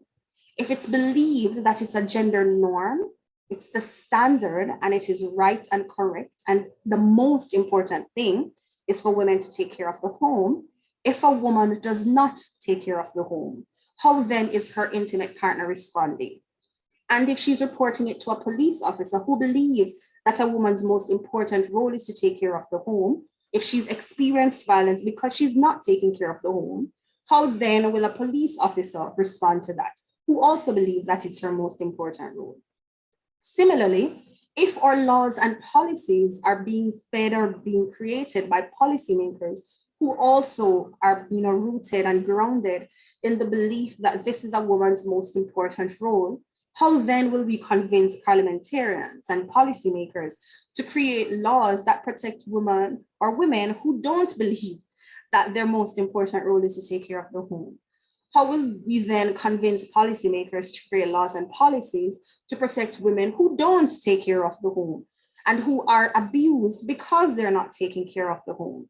And when we talk about gender norms, the intention is for us to unpack in very many of the instances some of the things that have been normalized, some of the things that we believe to be true and real, but very often have the potential to be harmful, simply because when persons step outside of very defined gendered boxes that have been created for them, how then does society respond when they experience harm because they have decided to express their gender and to step outside of gendered norms beyond what society has dictated is correct and right? And again, as we have these discussions, it's important for us to just be able to identify some of these small connections so we're able to see how violence can flow from something as simple as what we see here, which is, the decision or the belief that it's a woman's most important role to take care of the home. Next, please, Sharon. So as we have this discourse as well, we always try to frame it within the national context and what the framework, laws, and policies look like nationally to protect against gender-based violence. Now, in Belize, we have government and several NGOs who have strengthened the multi-sectoral approach to addressing GBV through the National Gender Policies and the National Gender-Based Violence Action Plan. So the National Gender Policy outlines a few key priority areas that are aimed at achieving gender equality and equity between women and men, both in private and in public spheres. The GBV Action Plan goes a step further and provides strategies to prevent and respond to GBV. Now, within your cultural context, you have district gender-based violence committees, which provide a coordinated approach at the district level to enhance what the national response looks like as they report to a national committee who has a secretariat in the National Women's Commission, which is housed within the Ministry of Human Development, Families, and Indigenous Peoples Affairs. Again, information here is flowing out of the National Women's Commission 16 Days of Activism resource packet. But here you're seeing, very key documents that help to guide and frame what the response looks like to GBV within the Belizean context. Now, here is some data that has emerged for what the GBV response looks like. So we're seeing here in purple some of the domestic violence cases by status. So we're seeing the 2020 statistics showing that there were 885 cases in total, with 69% having perps who have been arrested and 31% still under investigation. This data is looking at reported cases to the Belize Police Department between 2017 and 2020. And again, these reports don't include those which do not require court action. Again, those are referred to or cited as for future reference. But we're seeing significant numbers of gender-based violence or domestic violence cases occurring, with most of them resulting in arrests and some, the remainder, being here flagged as under investigation. Additionally, we're seeing here the number of arrests of alleged perpetrators of domestic violence and the number of reports for the same period, well, a part of the same period, 2017 to 2019. So here we're seeing that in 2019, there were almost 2,400 reports of domestic violence, and there were 601 arrests. So we're seeing that there are quite a bit of arrests, but when we look at the numbers of reports, it's very clear that a number of instances of domestic violence and perpetration of domestic violence is coming in as reports to the police, to the Belize Police Department. Again, you can imagine what the numbers look like for reports that don't make it to the police department. And we recognize that one of the key things we keep seeing in every country in the region is that a lot of domestic violence and a lot of violence that happens within the home and the family setting is shrouded in shame and sometimes fear, which limits the likelihood for persons to be open and to reach out to some of the existing resources that are available to them, including the police department. Next slide, please. So as we contextualize the discourse and why it's important for us to have this discussion with partners in the media, is looking at why it's important to work with media. The first is that you have a unique reach. The media is able to read very broad sections of the population and has the ability to influence and shape ideas and perceptions about what is considered socially acceptable. Remember earlier we talked about gender being a social construct and us having discourse around what gender norms are and our ideals and beliefs around what correct and incorrect behavior is based on gender. One of the key things that media is able to do is to continue to craft messaging in how they report on things, in exposés that they do, in general discourse that they have, the language that they use that influences and shapes some of the ideas and perceptions around what is acceptable and what is not. Another key thing media is able to do is to put a spotlight on important societal issues. Again, this is about raising awareness about the extent, causes, and consequences of different kinds of abuse that exist and arise. And as we recognize that new and nuanced forms of violence emerge, there is important work for the media to do to ensure that we're calling it out as we see it. We're identifying what harm looks like, identifying the causes and the consequences of different kinds of abuse and harm, and helping to kind of sensitize the population on how it looks and how it may manifest. The media can also be a partner in transforming a lot of the social norms by addressing a lot of the stereotypes that gender sees. And again, this is looking heavily at some of the discriminatory practices and beliefs, many of the issues that we recognize the wider population lacks an understanding of, and looking at the root causes of violence against women and girls. Now, the media has a specific role to play here as we collectively in all of our spaces are trying to inform the population and ensure that much of the information we're sharing is correct, right, grounded in human rights principles, and has the overall benefit of strengthening the knowledge base of our wider population. What this may look like here is transforming some of the harmful social norms, looking at gender stereotypes that have the potential to be harmful to women and girls, ensuring that where discriminatory practices and beliefs are rife, that we call them out and that we set the record straight, spreading and sharing information that is correct, that is accurate, that is sensitive, and that has, the desire and the intention of allowing persons to be more empathetic, to be more learned on issues, and to broaden their knowledge base. Finally, we have the potential, and media has the potential to collaborate. And again, it's collaboration for pro-social communication. This is looking at targeted campaigns and programming that fosters values, beliefs, and attitudes that are based on equality, respect for diversity, and nonviolence. It's important for us, and we've recognized currently and in the past the role that the media has played in some instances in perpetuating harm, but in many other instances in stopping harm, in allowing the right messages to go out, to reaffirm a lot of the values, beliefs, and attitudes that have the potential to build and strengthen how we are as a society and how we respond to human rights issues and issues generally. So again, you can imagine the importance of partnering with media because of the positioning of the media and the key role that they play within the national context. Next slide, please. And at this point, we can see some of the key headlines that have emerged in a few contexts within the regional context, within the Caribbean.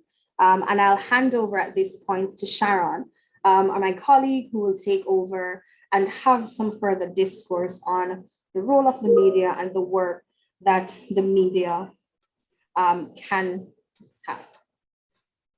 Sharon? Thanks very much, Monique. Is everyone hearing and seeing me okay? Yes, we are. Great, wonderful. As my colleague Monique indicated now, we're speaking to you, the media in Belize.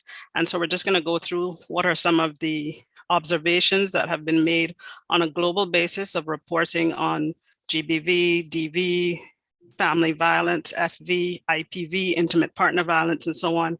And what are some of the better practices or approaches that can be taken? And we really look forward to engaging with you in the Q&A to get continued feedback from you. You've already begun with the first Mentimeter question and made some very interesting points, and we're looking forward to engaging with you on that. So these are headlines taken from the Caribbean and around the world, reporting on gender-based violence. There's one that says lover slays 14-year-old, stepdad says he tried to end relationship.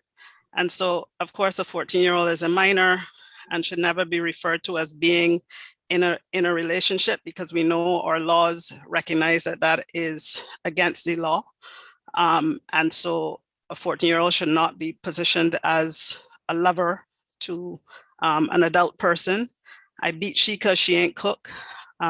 Licks for wife. Is that already a judgment on that situation and who is being seen as in the wrong or in the right?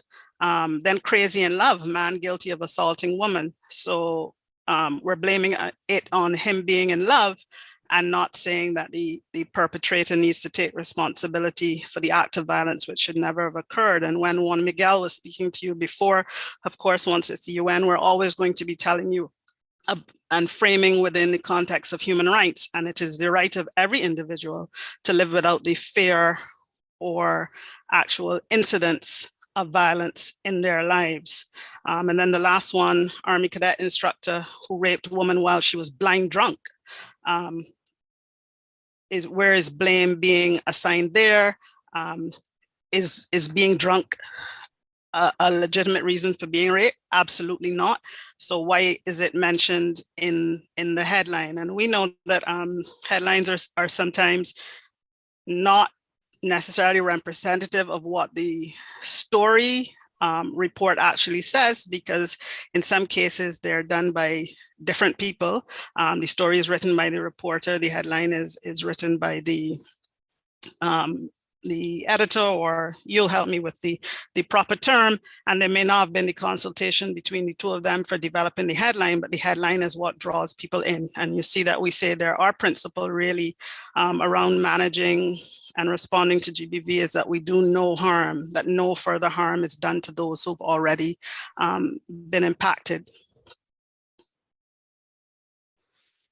This is a headline from a commentary, again, a recent article from a columnist in the Caribbean newspaper, and it said, "She made me do it." And that was really meant to be provocative, because in fact, that commentary does not in any way blame women. And the headline was used to really say that this is usually the basis of the approach or the perception that people have when incidents of GBV happen, where women are the victims, or women and girls, that we are very quick to try to shift the blame away from the person who is responsible, who is the perpetrator, and shift it on to the victim survivor. So the columnist went on to say, sexual assault often takes place in the shadows, away from the line of sight of others. This secrecy in turn is used as a weapon against the victims. We question the survivors' accounts and we ask, why were they there? And that was something I heard one of the media colleagues give that kind of feedback when you were responding to the Mentimeter question. Doubting women and their stories is not new. The stories of Eve, who tempted, and Delilah, who betrayed, have ingrained the belief that women are not to be trusted and that they're manipulative. Therefore, it is always the woman's fault. Men lie, but we perceive those as exceptions. Our instinct is to characterize the reports of women victims as untrue and inconceivable. Consent requires the giver to have some measure of power. For many women, that power does not exist. And Monique would have spoken to you about the differential of power and the unequal exercise of it. Men take little or no responsibility for their actions unless caught in the act, but even then, they're excused since the women made them do it. The highlights are my own.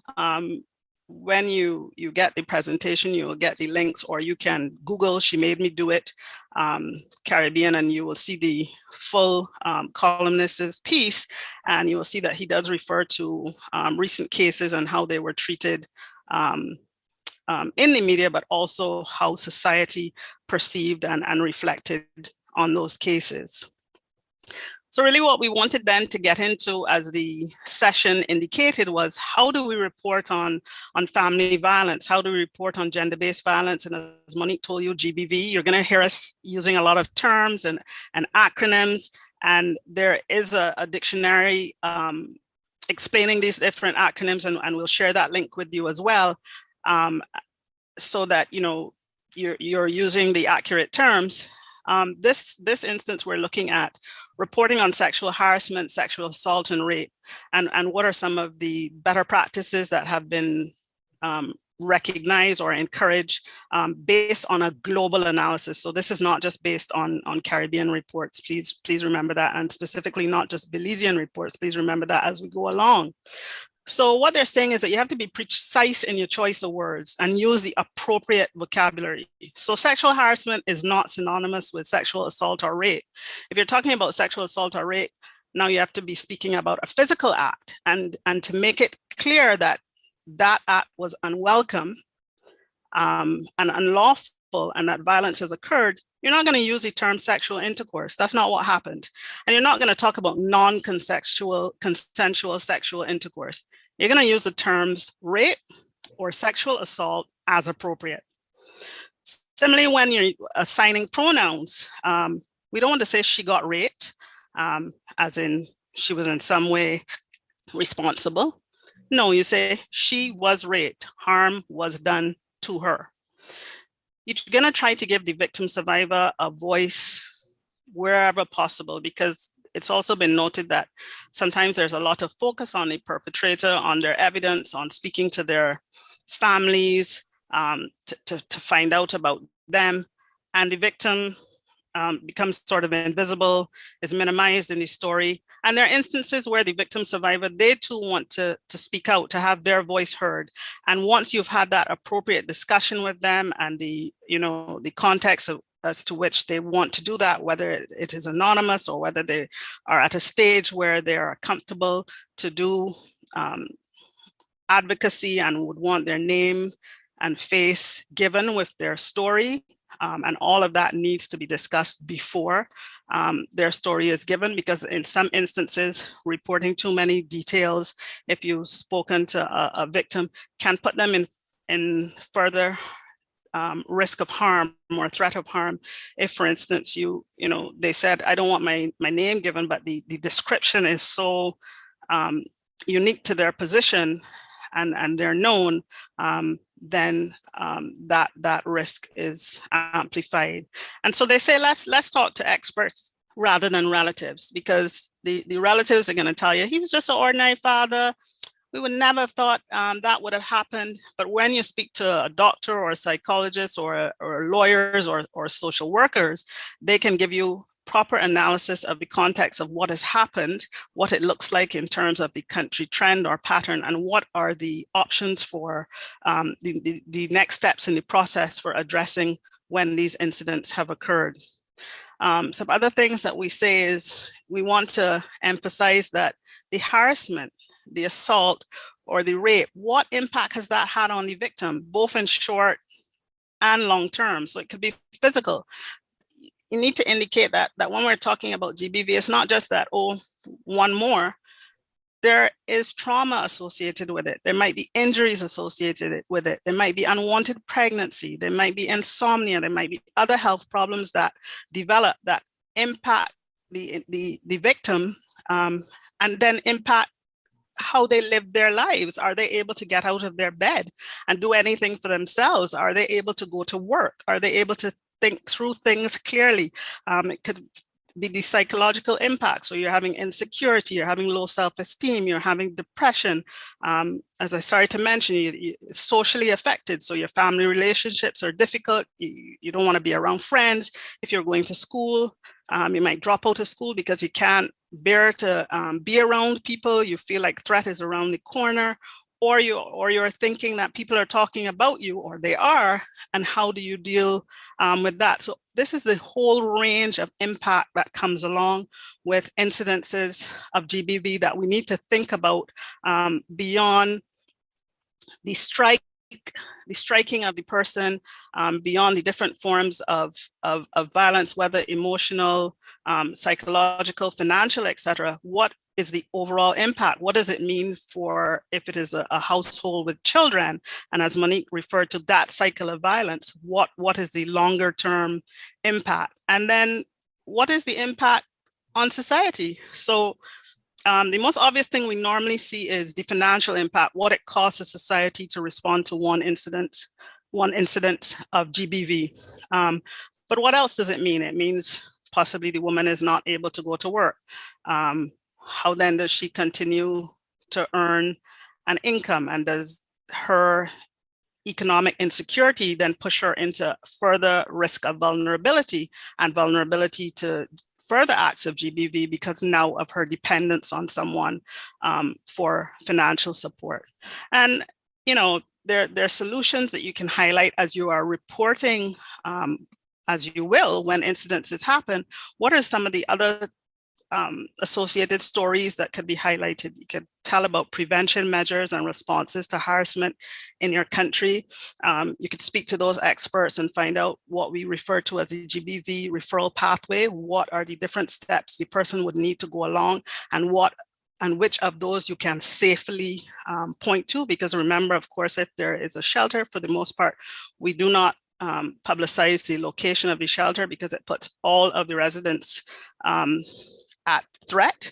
But you can highlight, for example, what's the hotline call-in number, or what's the specific department within the police force or police service that the person should call.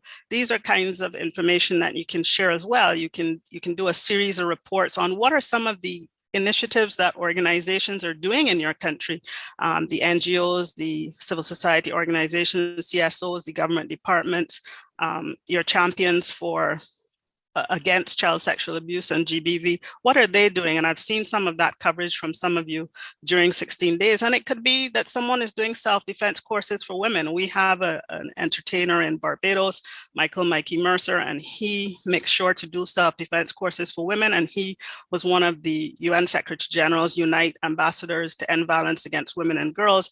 And this is a course that he offers every year. And he's found a way to offer it even through COVID virtually to ensure that he is supporting women in their, working alongside women in their empowerment.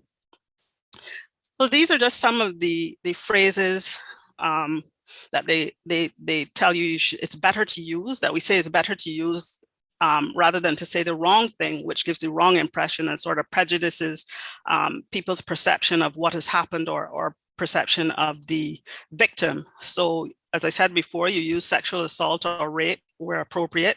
You don't say a sexual relationship. You don't say sexual intercourse. You say she was raped. And in cases where a woman was pushed out of the window and there are witnesses and you know that to be the case, you don't say she fell out the window. She was pushed out of the window. She reports that she was harassed, or she states that she was harassed. The idea is that if you say she confesses or admits to, that you're in some way indicating that the victim was responsible. She had announced that she was gay. Again, you wouldn't use the term confess, because confess sounds like there is some culpability in there.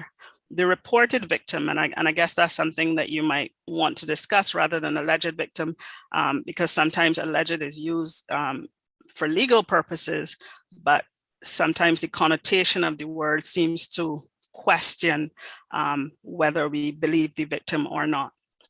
And then finally, we speak of gender transition and not sex change, because gender transition is more broad-based. So we've talked about sexual harassment, assault, and rape, and now we're talking about intimate partner violence. And those three that I mentioned just now could be happening in an intimate partner violence situation. But remember, intimate partner is literally that it is your intimate partner who is perpetrating these acts. And so in reviewing, globally, how GBV has been reported, it's felt that sometimes it has been underrepresented, and it's almost invisible in some societies, and there are various reasons for that.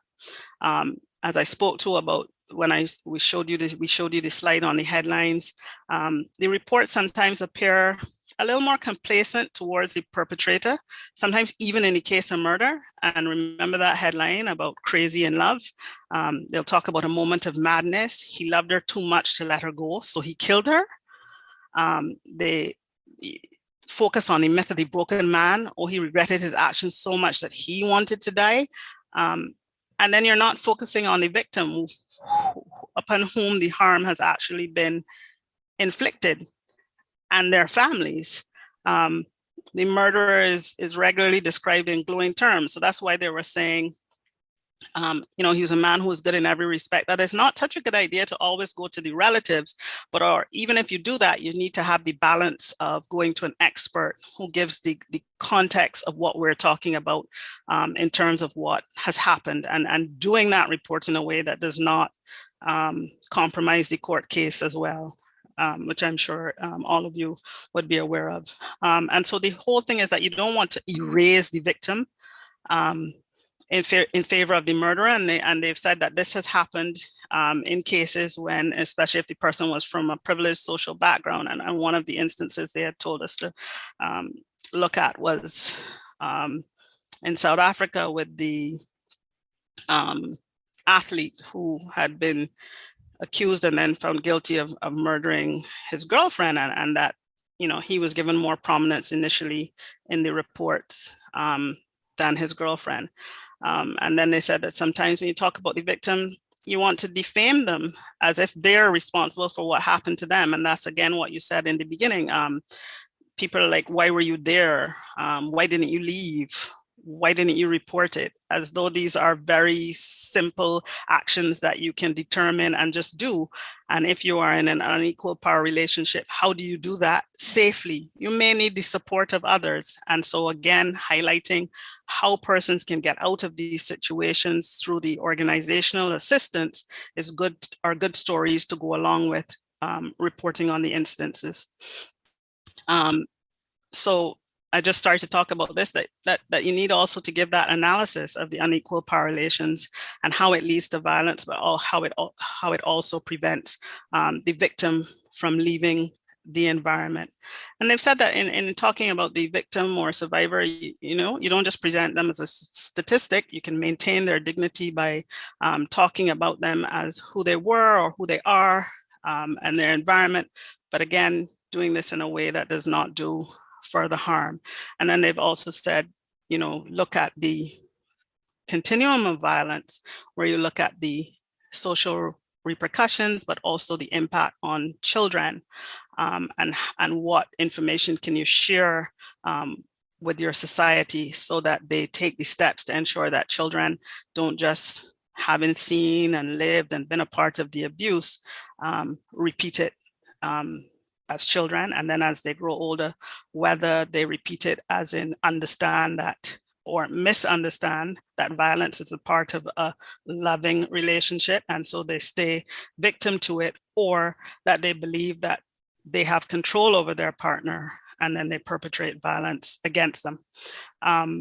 So you can share about the resources and responses, as we said, from institutions or civil society, if you have specialized courts or judges, how these cases are managed, where there is economic or social assistance for victims of GBV, show the different steps along the pathway so that the incident, the crime is not the end of the story, but you continue to show what are the options out of the violence for victims, but also for perpetrators, because as you may be aware, UN Women also has a violence psychological program, psychosocial program, pardon me, that perpetrators can go through in some countries, and once they have been charged and before the court can order them into this program so that they acknowledge what has happened, that violence is a choice they made and how they can choose not to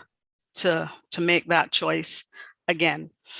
And then don't minimize the facts. So don't be like couple found dead or 2 shot dead to suggest it's a double murder when in fact, no, it was a perpetrator killing their partner or killing someone in an act of GBV, and then determining that they would take their own life rather than face the consequences. And then this is just a little more on being very careful about the words that you use. And remember, we said nobody kills their wife or their partner out of love. It is out of a desire for domination, that power, or it's because of jealousy. Don't speak of an unhappy love affair because you're drawing sort of a romantic veil over the reality and you're creating this feeling of understanding towards the perpetrator. Don't say marital dispute. In minimizing the reality, it is, if that is the case, it was a homicide or intimate partner violence, depending on the situation. So try to use the appropriate terms. Don't call it family drama. Don't call it crime of passion. Again, in minimizing the attacker's actions. And then in all of this, and I've seen your reports from the beginning of the 16 days of activism right through to the last day, last Friday, December 10th, where there was indeed a story that said the 16 days of activism have come to an end, but of course our action doesn't, right? So this is something we have to try to address every single day for as long as it continues to be a problem. And part of the work too, beyond just looking at GBV, is that there's an analysis of to what extent do we even see or hear about women in the news. And there's the Global Media Monitoring Project, and they regularly and systematically do sweeps and analysis of how the media represents women and men. And they will work with region-specific institutions. They've done it through the Caribbean. We have suggested institutions that could do the monitoring, and this feeds into that global picture. And what they're saying is, women make up 24% of the people that you hear or read about in the newspaper or on television and radio news, and only 26% in the internet news stories and news tweets, and that we really need to do more to ensure that women's voices are heard and they are seen and they are given equality in reporting, so that we dismantle those notions of there's inequality based on your sex or based on your gender identification and so on, and that we recognize that there is equal value in all of us. Thanks so much for listening. These are just some of the resources that you can use to find out more about us. We have a website. Monique shared on the data from our data hub, which is Caribbean Women Count. If you just Google Caribbean Women Count, it will bring out that visualization data on the prevalent surveys that have been conducted already, as well as links to the full reports. We're on Facebook, we're on Twitter at UN Women Carib, and we are also on Instagram. And if you need to contact us, this is the email address, info.brb@unwomen.org. Thanks so much, and we look forward to hearing from you.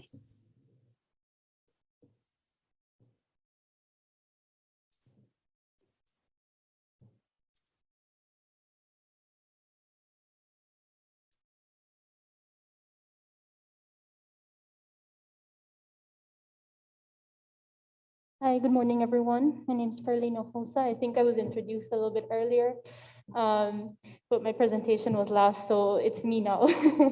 I'm the communication officer with the Spotlight Initiative under the UN Resident Coordinator's Office. And I'll be presenting a little bit on what the Spotlight Initiative is. But first, I would like to start with a video on our baseline study, which was launched in November 2021 this year.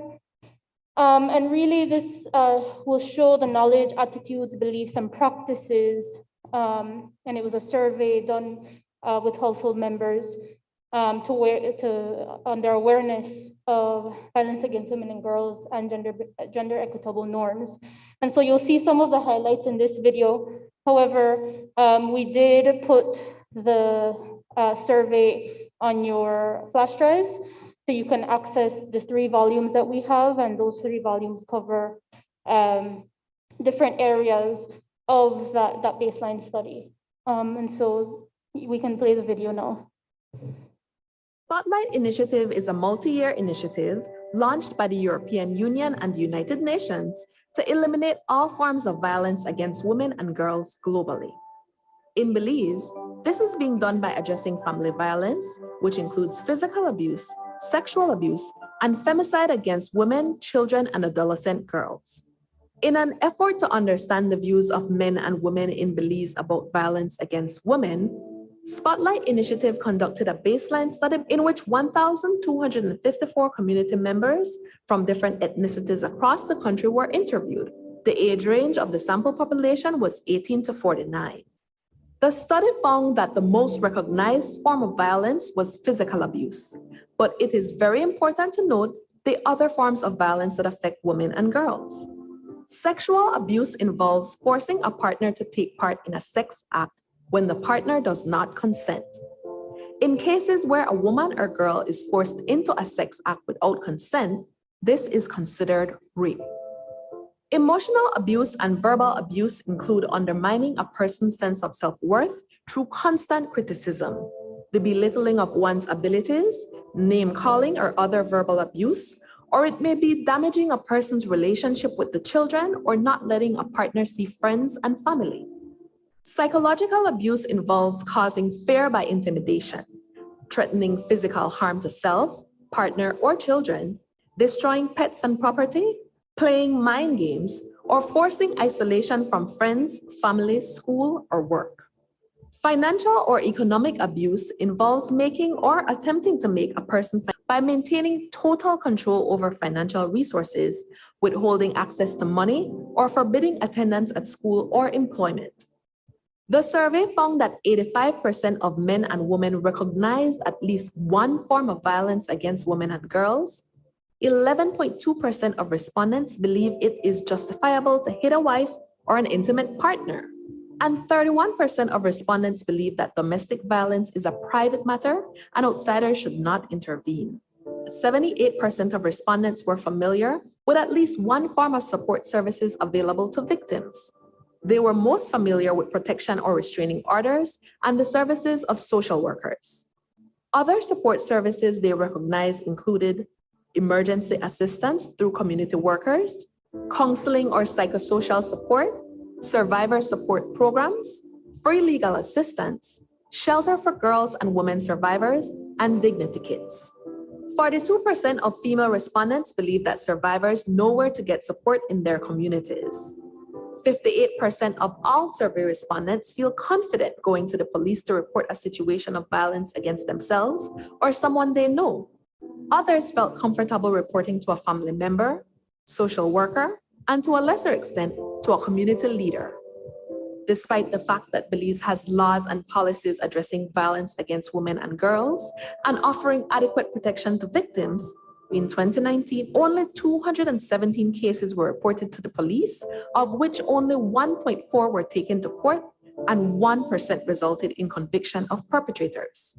The Spotlight Initiative is addressing gaps found in the survey to strengthen policy and legislation, to increase the protection of women and girls, build the capacity of state and non-state actors to respond to family violence, expand the range of services available, and address social norms and behaviors that promote violence against women and girls.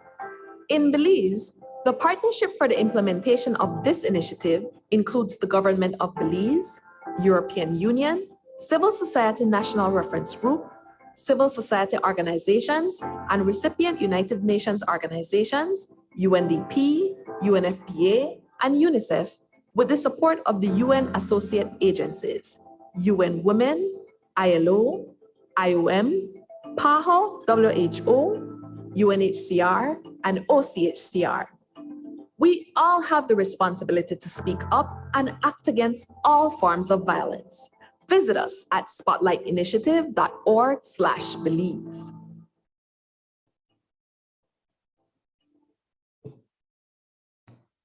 So that gave a quick overview of the Spotlight Initiative itself, the partners that we work with, and also what came out of the baseline survey. And I hope that was useful. If you go on to the third slide, and so for us at the Spotlight Initiative, members of the media play a critical role. Their insights and understanding of local audiences and channels driven by advertising, subscribers, and marketing intelligence are critical to ensure that our messages reach the people we want to reach. And this is especially important because next year, we will be launching our national social and behavioral change communication strategy. And this is a strategy that has been developed with stakeholders in the UN, government, CSOs, through consultations. And so the media will play a critical role in the social and behavioral change communication strategy, because this will essentially target the gender norms that we saw earlier from the presentation with UN Women. The strategy also draws on best practices, evolving guidance on programming for social norm changes and lessons learned from the global and regional levels. So media engagement and the buy-in from the media is really important, especially because you're able to reach a big audience to raise awareness, to promote the impact of the results that we're getting through this initiative. You provide communication for development and are able to strengthen our program as well and ensure the wider visibility of the project so that initiatives like this can continue and we can continue addressing gender-based violence in Belize. Next slide, please.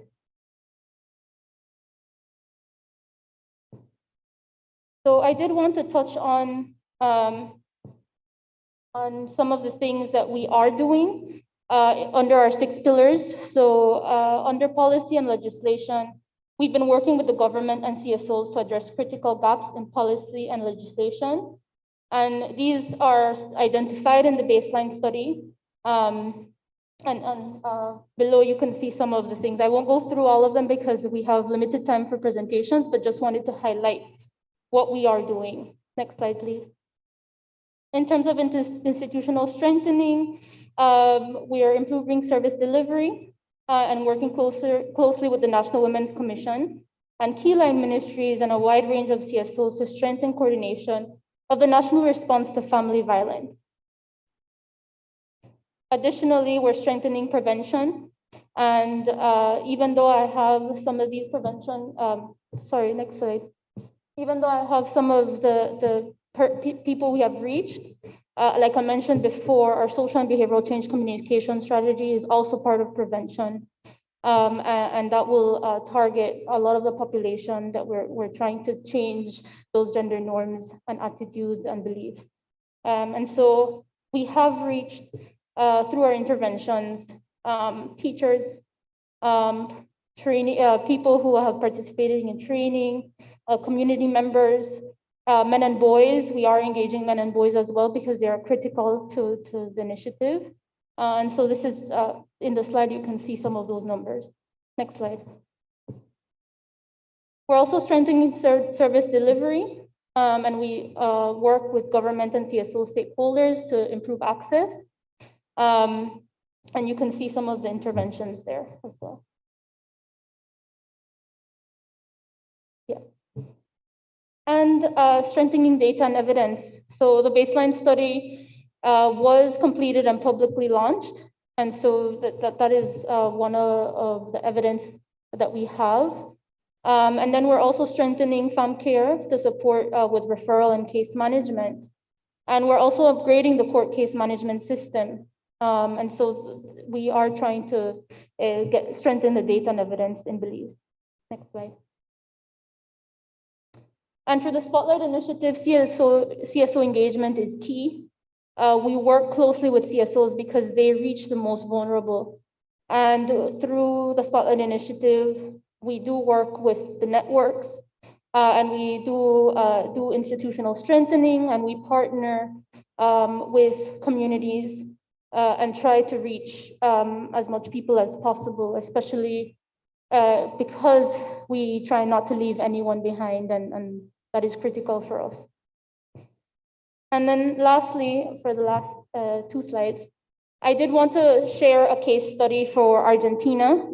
Their media has been heavily engaged, and they've been able to have workshops, training materials, virtual courses, workshops on with gender editors. And I know for Belize, it's a bit different. We don't have the bigger capacities that maybe countries have, where we have a assigned gender editor, but they were able to exchange experiences and then also have a commitment through the Spotlight Initiative, where the media commits itself to certain aspects in reporting and in the work that they do.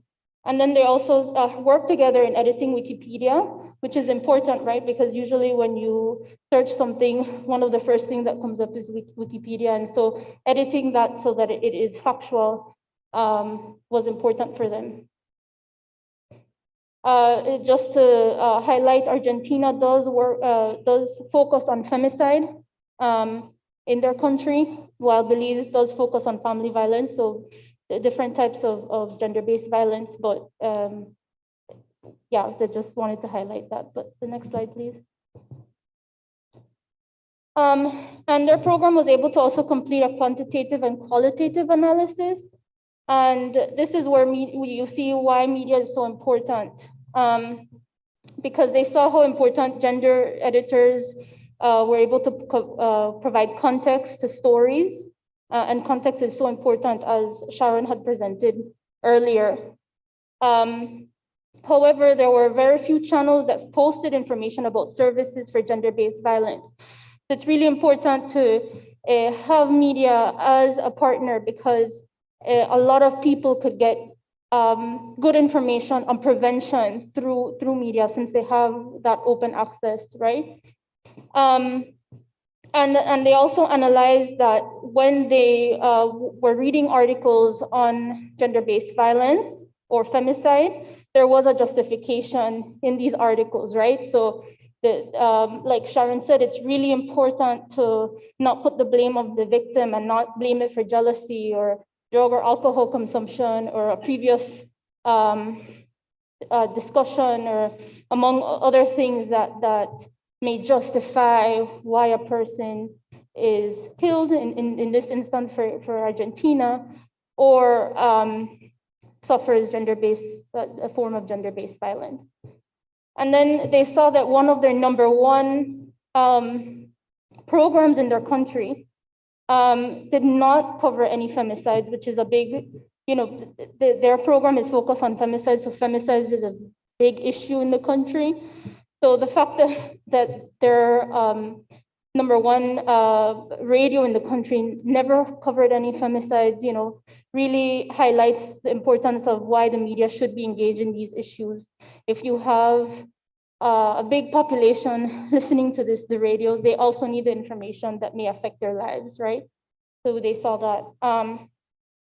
And then in terms of images, the cases with the greatest coverage show photos of women in marches as spokeswomen to the problem of femicide, again, putting the blame on the women or on the victim. And so it was important for them to change that narrative, and why in Argentina they were very engaged with the media to change this context and these norms that were already in the media. So just wanted to give that quick case study, but thank you all for being here.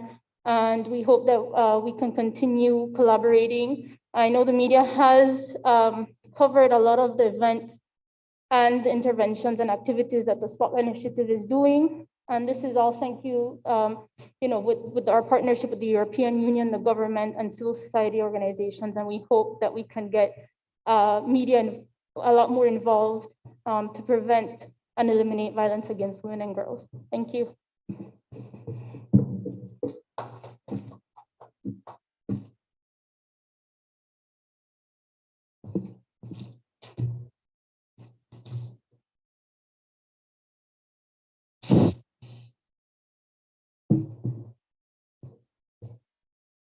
Thank you very much, ladies, for the information shared on gender-based violence.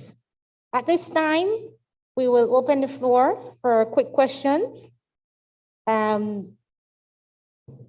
If anyone would want to ask questions to these ladies, feel free to do so. Dana, can we check the chat, please, to see if any questions are in? And for those present here,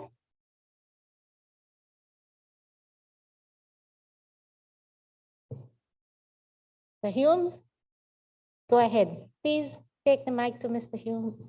Thank you.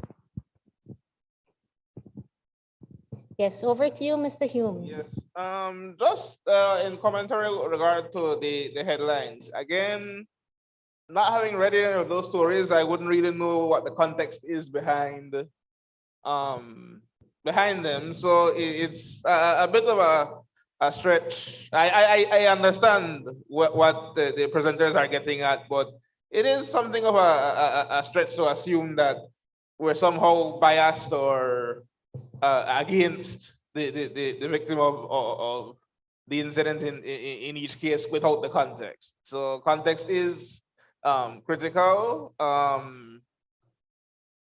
I think to some extent, and I don't know if my colleague Paul or William can vouch for this, but for the most part, we tend to use the correct terms. It's just, again, the context that perhaps needs a little work. And certainly at no point is there any intention to somehow slander or label victims, even if that's ultimately the case.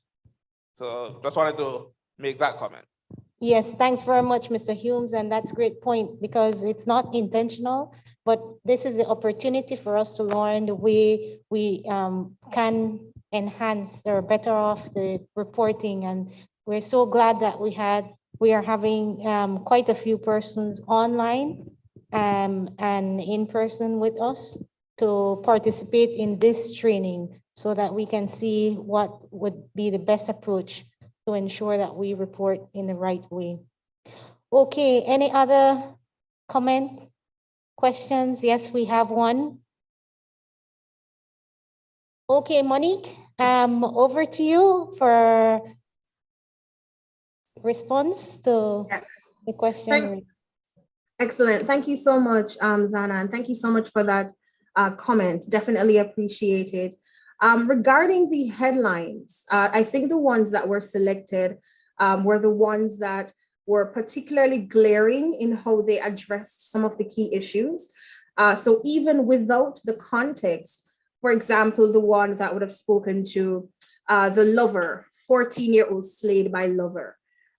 Even without the context of the story, referring to anyone who is 14 years old as having a lover, you can immediately see how hugely problematic that can be, because clearly a 14-year-old has to be a victim of violence if they're involved in a sexual relationship with anyone. So immediately, based on or even legal context, certainly framing, a 14-year-old as being the recipient of love or being a part of a consensual sexual relationship, certainly with an adult at the age of 14, we know it's an impossibility in law simply because of how our legal context is based. So I'm very glad that the colleague noted the issue of framing many of the headlines. And certainly we recall and recognize that that is something, very key as we have this discussion. But I think the ones that were selected were done so or chosen because of how blatantly obvious the problematic nature of anything that could flow from that kind of discussion or that kind of headline could have been. And again, I'm using the context of that particular one, mentioning a 14-year-old in the context of a consensual relationship, when it's clear that a 14-year-old is a victim of sexual violence, or victim/survivor of sexual violence within any context, certainly requires, I think, a bit more consideration and perhaps a better framing that has the potential to do less harm than I think that particular framing of the circumstances in relation to that child would have allowed for that to be framed as. So just throwing that one out. Not sure if my colleague Sharon has anything else to add on this point. Thanks, Monique. Sharon, do you have anything else? Sure, thank you. So remember, colleagues, we're saying that the reflections on what we've seen in the media are not specific to your country, that these are a result of global analysis. But Monique has clearly gone through how a headline by itself is problematic before you even get into the story, which perhaps gives more context. And that's where we know there are people who will see a headline and just move on. The headline is it, that is their information. They don't read the story. They don't perhaps read past the first couple of lines, because remember, we're all consuming so much more information now and so much more quickly. And if they are just left with that, which is giving them that kind of interpretation and perception and bias that is saying, well, a 14-year-old can be in a relationship and they make bad choices. What is that societal message that we're giving? And also, the point of this session is for an exchange between us, so that we help you to see the resources that we have that you can make use of, or data or websites or lexicon, to have a broader and better understanding of the GBV, to help in the contextualization of report, but also to look at what are the other stories that you can bring besides the crime stories. And that's not to say you're not doing it already, because as I noted, I did see your 16 days coverage of different events with different institutions, with parliamentarians, women parliamentarians commenting, with your child and gender champion doing a session on GBV and so on. So we are seeing the different stories, but there are still some existing concerns around reporting on GBV in all of its forms. And so this training is a part of our support and our exchange, and also to let you know who we are and that we are available. This is not a moment in time something. We are available going forward if you need to reach out to us to be those technical experts to comment, or to point you to experts in your country, or to support with contextualizing reports. Thank you. Thank you to Sharon. Perla, you want to add? Yes, I just wanted to add that it's even though it's important to contextualize, I think when we look at the data, out of 1,254 respondents, 11.2% still think it's justifiable to hit their wife or intimate partner in Belize. And so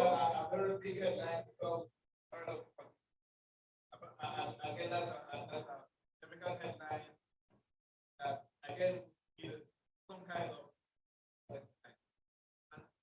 I understand that it's important. Yeah, but this is data. Exactly, and then you have access to that data, or reports are in your flash drives, and so that data you have access to, that there's context there. And so I just this is why headlines are important, and why a session like this is important, because we are informing our population, and we have a population that thinks that there's still people that thinking that it's justifiable to hit their wife or intimate partner. And so I just wanted to highlight that, because I think that number is important to think about. Yeah, thanks very much, Perla. And we have another question here In fact, questions are coming in now from Mr. Hipólito Novello. The media has covered many stories of domestic violence over the years. Some might say countless stories over the years. We've always seen efforts being made to address these issues and to prevent a death due to domestic violence.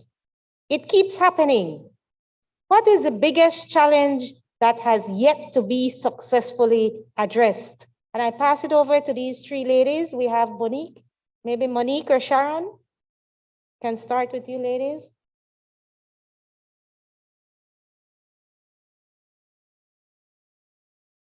And while they are joining, we have another question. Given the reflection by Salazar, given the reflection on impact versus intent, can the context of the story justify the impact it has on the survivor? Over to you, Monique. Hi, thank you so much. I think I'll be tackling the very first question, which is around what's working and what isn't. And I think that, you know, as we have this discussion and as we keep having the discussion, we'll recognize that domestic violence, intimate partner violence, it's been something that's been ongoing for quite a long time. And all persons at all elements or within all factors of society certainly have to keep working at tackling it in all spaces. What this might look like is, as a Spotlight initiative in most of the countries are tackling it from, you know, working with legislators and working with strengthening legislation to respond to and prevent the issue, working to unpack and to change some of the social norms, including some of the gender relations that may ultimately be harmful, working with men and boys, both as persons who may be perpetrators of violence, but also as key stakeholders in changing and dismantling some of the problematic notions and views around violence and views in relation to women and girls, working with different institutions and strengthening different institutions in how they respond to violence and how they may prevent violence, working with civil society as well. And obviously, one of the key things is working to strengthen the data collection and usage in advocacy spaces and in mobilizing and in sharing the information. So I think it really is occurring at all levels, and it really requires work at all levels, but as long as poor relations exist in the way they do, as long as gender norms and, you know, unequal gender relations continue to exist in the way they do, certainly violence will be bred from those situations. And that's what we continue to see in the region. So I definitely welcome more questions on how we can continue to change some of the narratives, how we can continue to dismantle a lot of the systems that ultimately lead to violence. But certainly we've seen that it's an ongoing, continuous thing that has been happening that requires efforts at all levels to dismantle and to end. Thank you, Monique. Sharon? No, nothing further to add. Wonderful. Monique. Thanks, Sharon and Perlan. All right. Okay, and now it's exactly 12:03 and we're smelling the food in the room. So we must say thank you very much for being engaged in this session, for the great questions, the comments, the inputs provided in the Mentimeter. This is very helpful, and together, I'm certain we will be able to do media on gender-based violence in the right way. So stay tuned after lunch for a key presentation on people on the move from UNHCR and IOM. Thank you once again, and do enjoy your lunch. We'll reconvene at exactly 1 p.m. So we'll only short you 4 minutes from the lunch break. So thank you all, and do enjoy. It's a pleasure to be here with you.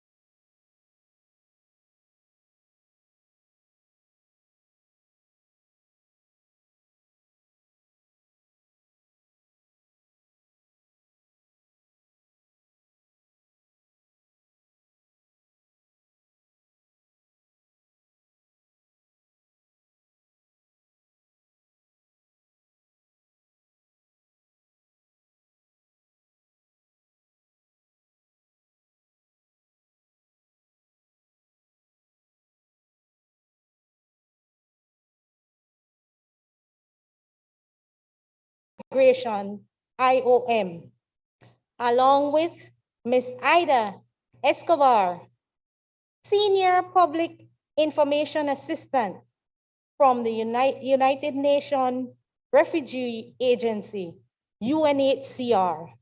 Ladies, this is your show. Over to you.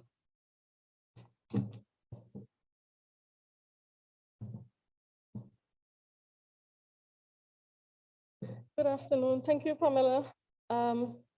We will be doing a brief presentation on migration and migrants and tell you a little bit about IOM.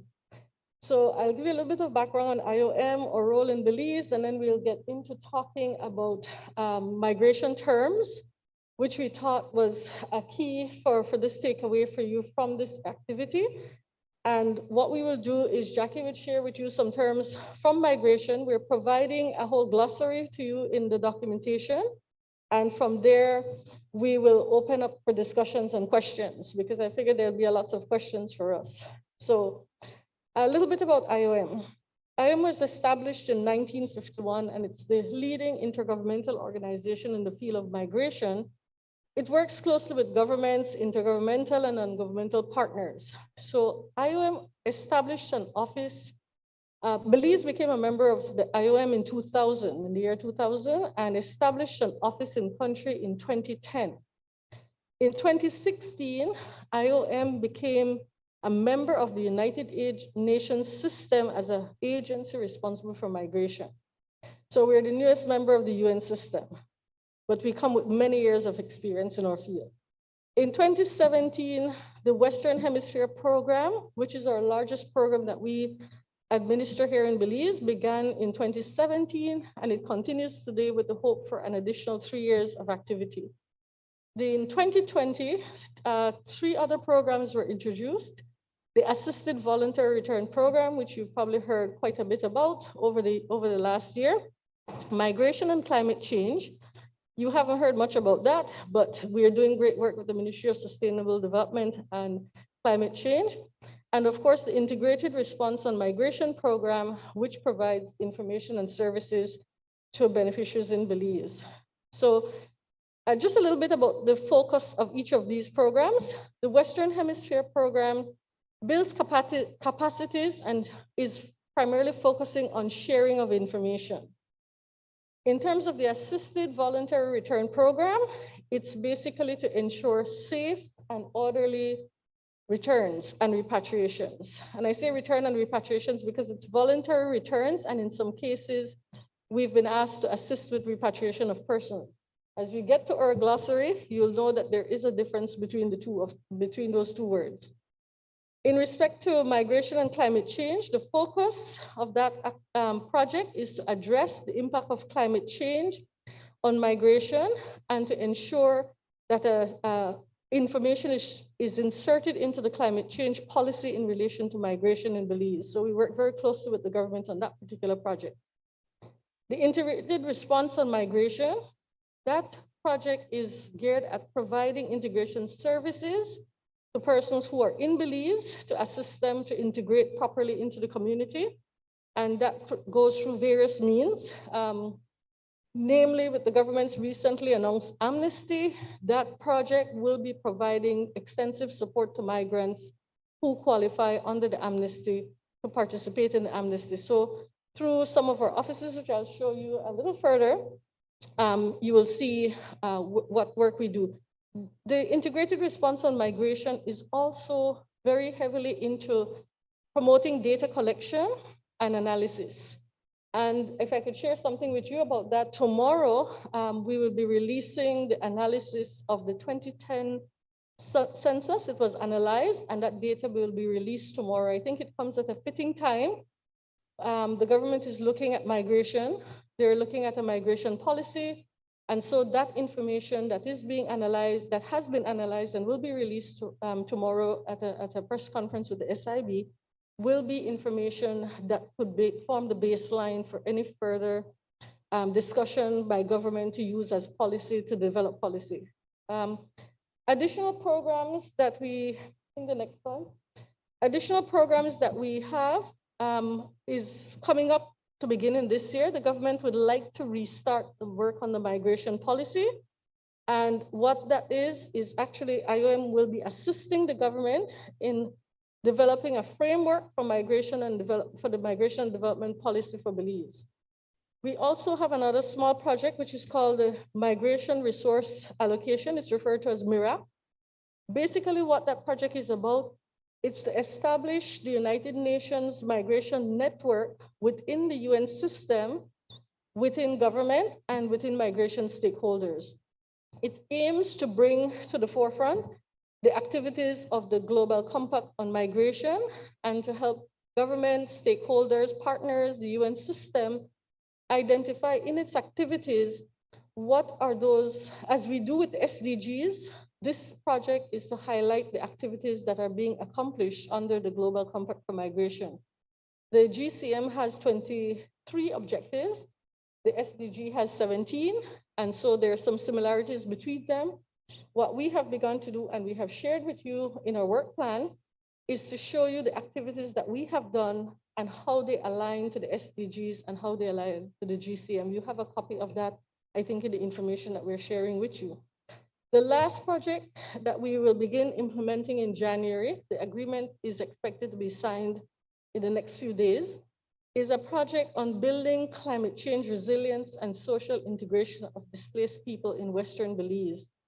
That's a project that we're about to implement with the government of Belize through the Ministry of Sustainable Development. And it seeks to improve the lives of 5 communities in Western Belize. I won't speak more about that because the details of that project will be coming out.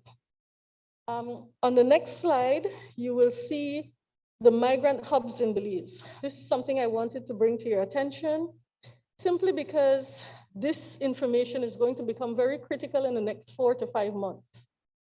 We have 4 offices called the migrant hubs, the Child Development Foundation in Belmopan, which is located on Garbett Creek Street. We have Humana People to People Belize. That office is in Bella Vista in the Toledo district. We have the Belize Red Cross in San Ignacio, and we have the Young Women's Christian Association, YWCA, in Belize City. That's our newest hub. These offices provide the integration services to migrants in Belize. It also provides reintegration services to Belizeans who have returned to Belize. It also aims to provide, the hubs provide information through the Western Hemisphere program. It provides information to people who come there seeking information about any aspect of migration, be it labor migration, economic migration, whatever. It gives advice, and in some cases, it actually helps the person to complete the documentation that is necessary to get themselves in a regular status here. And so these offices will become very critical in the next few months as the government implements its amnesty program, because they'll be there to provide services to migrants who, for whatever reason, may have challenges with understanding the forms or understanding the requirements. They'll be there to provide assistance to those offices. I will ask Jackie to speak with you a little bit more about common migration terms, which we feel are important for you to be aware of, so that when you're reporting a story, you can have a clear understanding of what the term means and which is the right term to use, because there are some terms which are crossover. If there are questions about, in particular, we have online with us one of our colleagues who is our specialist in human trafficking. She's online in the event, in the questions, as Jackie explained the terminology, she'll be able to provide any clarification relating to human trafficking and the difference between trafficking and smuggling. So I'll turn you over to Jackie now.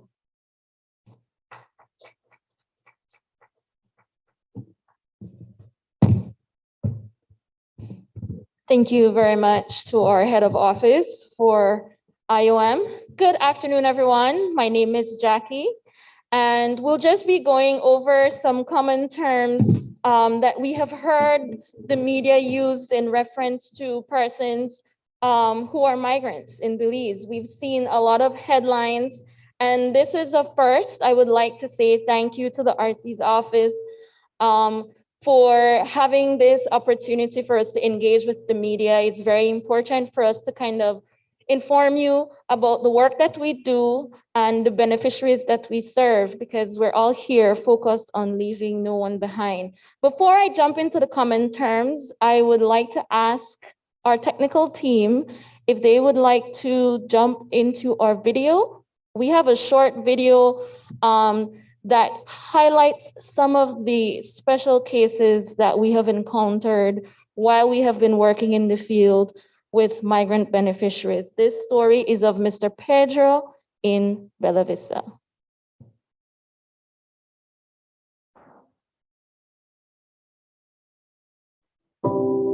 Sí, mire, eso casi no me gusta hablar a mí porque me da mucha tristeza, tita. Vino en la tarde, porque vino de cobrar y se fue para allí nomás hay un chino que vende pollo. Cuando él ya viene, le dan aquí por detrás, ¿ves? Que fue que le agarraron todo esto aquí. Ese eran porrazos que eran como $3,000, $4,000. ¿Qué? ¿De dónde podíamos? No? Tenía mi pistí. Nada. Mira, hasta ahí llegó. Aquí está, mira. Por eso que yo hablo así.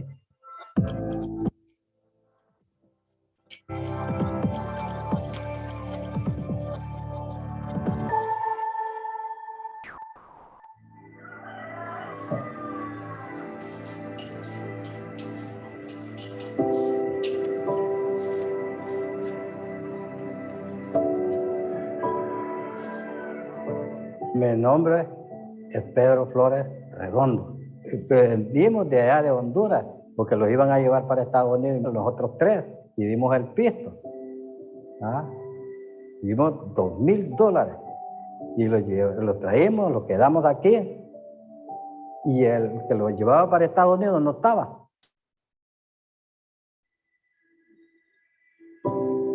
Sí, mire, eso casi no me gusta hablar a mí porque me da mucha tristeza, tita.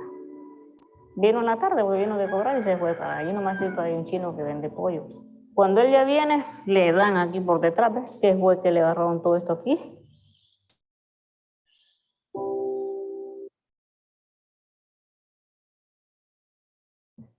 Okay, it seems we have to replay our video due to some challenges with sound and audio.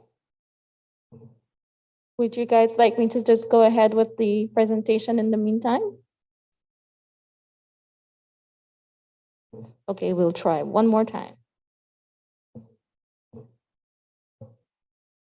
It's a very beautiful story as well.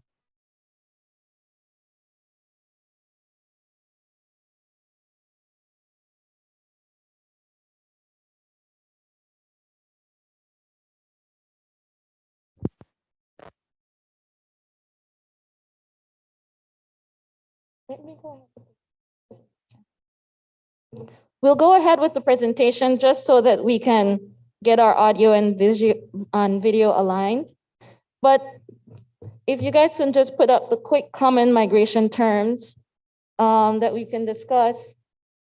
One of the 6 rules that our IOM media guidelines has indicated is we ask that the media use the right terminology when referring to migrants. Rule number 2, we ask that if you're going to use shocking photos, if you think about using shocking headlines, that you use terms and photos that are appropriate to the situation. Rule number 6, focus on the human. It's interesting, we would really have wanted to show you Mr. Pedro's story because we wanted you guys to see the human element in a lot of these migrant stories, and a lot of the stories vary from person to person. So focus on the human.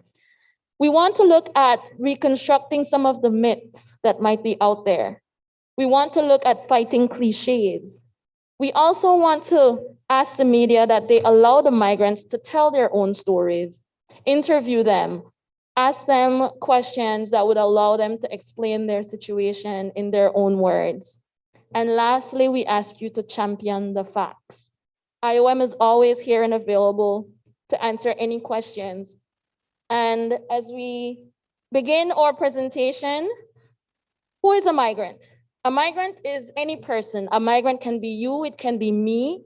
If we travel and go across the border to Chetumal, we're considered a migrant there. If you travel within the country or across international borders, whether temporary or permanently, for whatever reason, guess what? You are a migrant. Migrants can come in various ways. We have environmental migrants, persons who move because of some casualty, something that has happened in the environment. We see a lot of this happening with persons moving from Haiti. We've seen a lot of that happening with persons moving from Honduras on account of the hurricane. In the case of Haiti, it has been because of the earthquake. People are forced to leave their place of habitual residence, either temporarily or permanently, and they have to move either within their country or outside of their country. Here in Belize, we've had a lot of people who've had to relocate due to the floods that happened last year. Those people might be a migrant, not necessarily an international migrant, but somebody who had to move from somewhere where they can relocate to have a better opportunity to life due to environmental causes. Displaced persons. We have cases of displaced persons, persons who are forced to flee from their homes, persons who have to avoid armed conflicts or situations of violence, persons whose rights have been violated, or persons who also have had to move because of human-made disasters. We've seen some of that a lot in the media. We've seen cases of Nicaraguans who have had to move due to the increased violence in their community. And then also, who's an immigrant? An immigrant is someone who moves from their country. I, Jackie, decide that I'm going to go and move to the US. So that makes me an immigrant. And a lot of the times, we have immigrants who move from one country and the country suffers from brain drain. For example, we can lose our talented people. We can lose persons who are highly skilled because they move to other countries. For example, we have like a Dr. Ali Petters who has moved to Dubai. You know, we have a lot of persons who have moved out of Belize and they're considered immigrants. They take their skills and they take their resources. We also have migrant workers, persons whose work or migration for employment, and it moved because it's characterized by persons who come for seasonal work. For example, persons who come to work in our cane farms, persons who have come to work on our banana farms, persons who have come to work on our citrus farms. Next slide.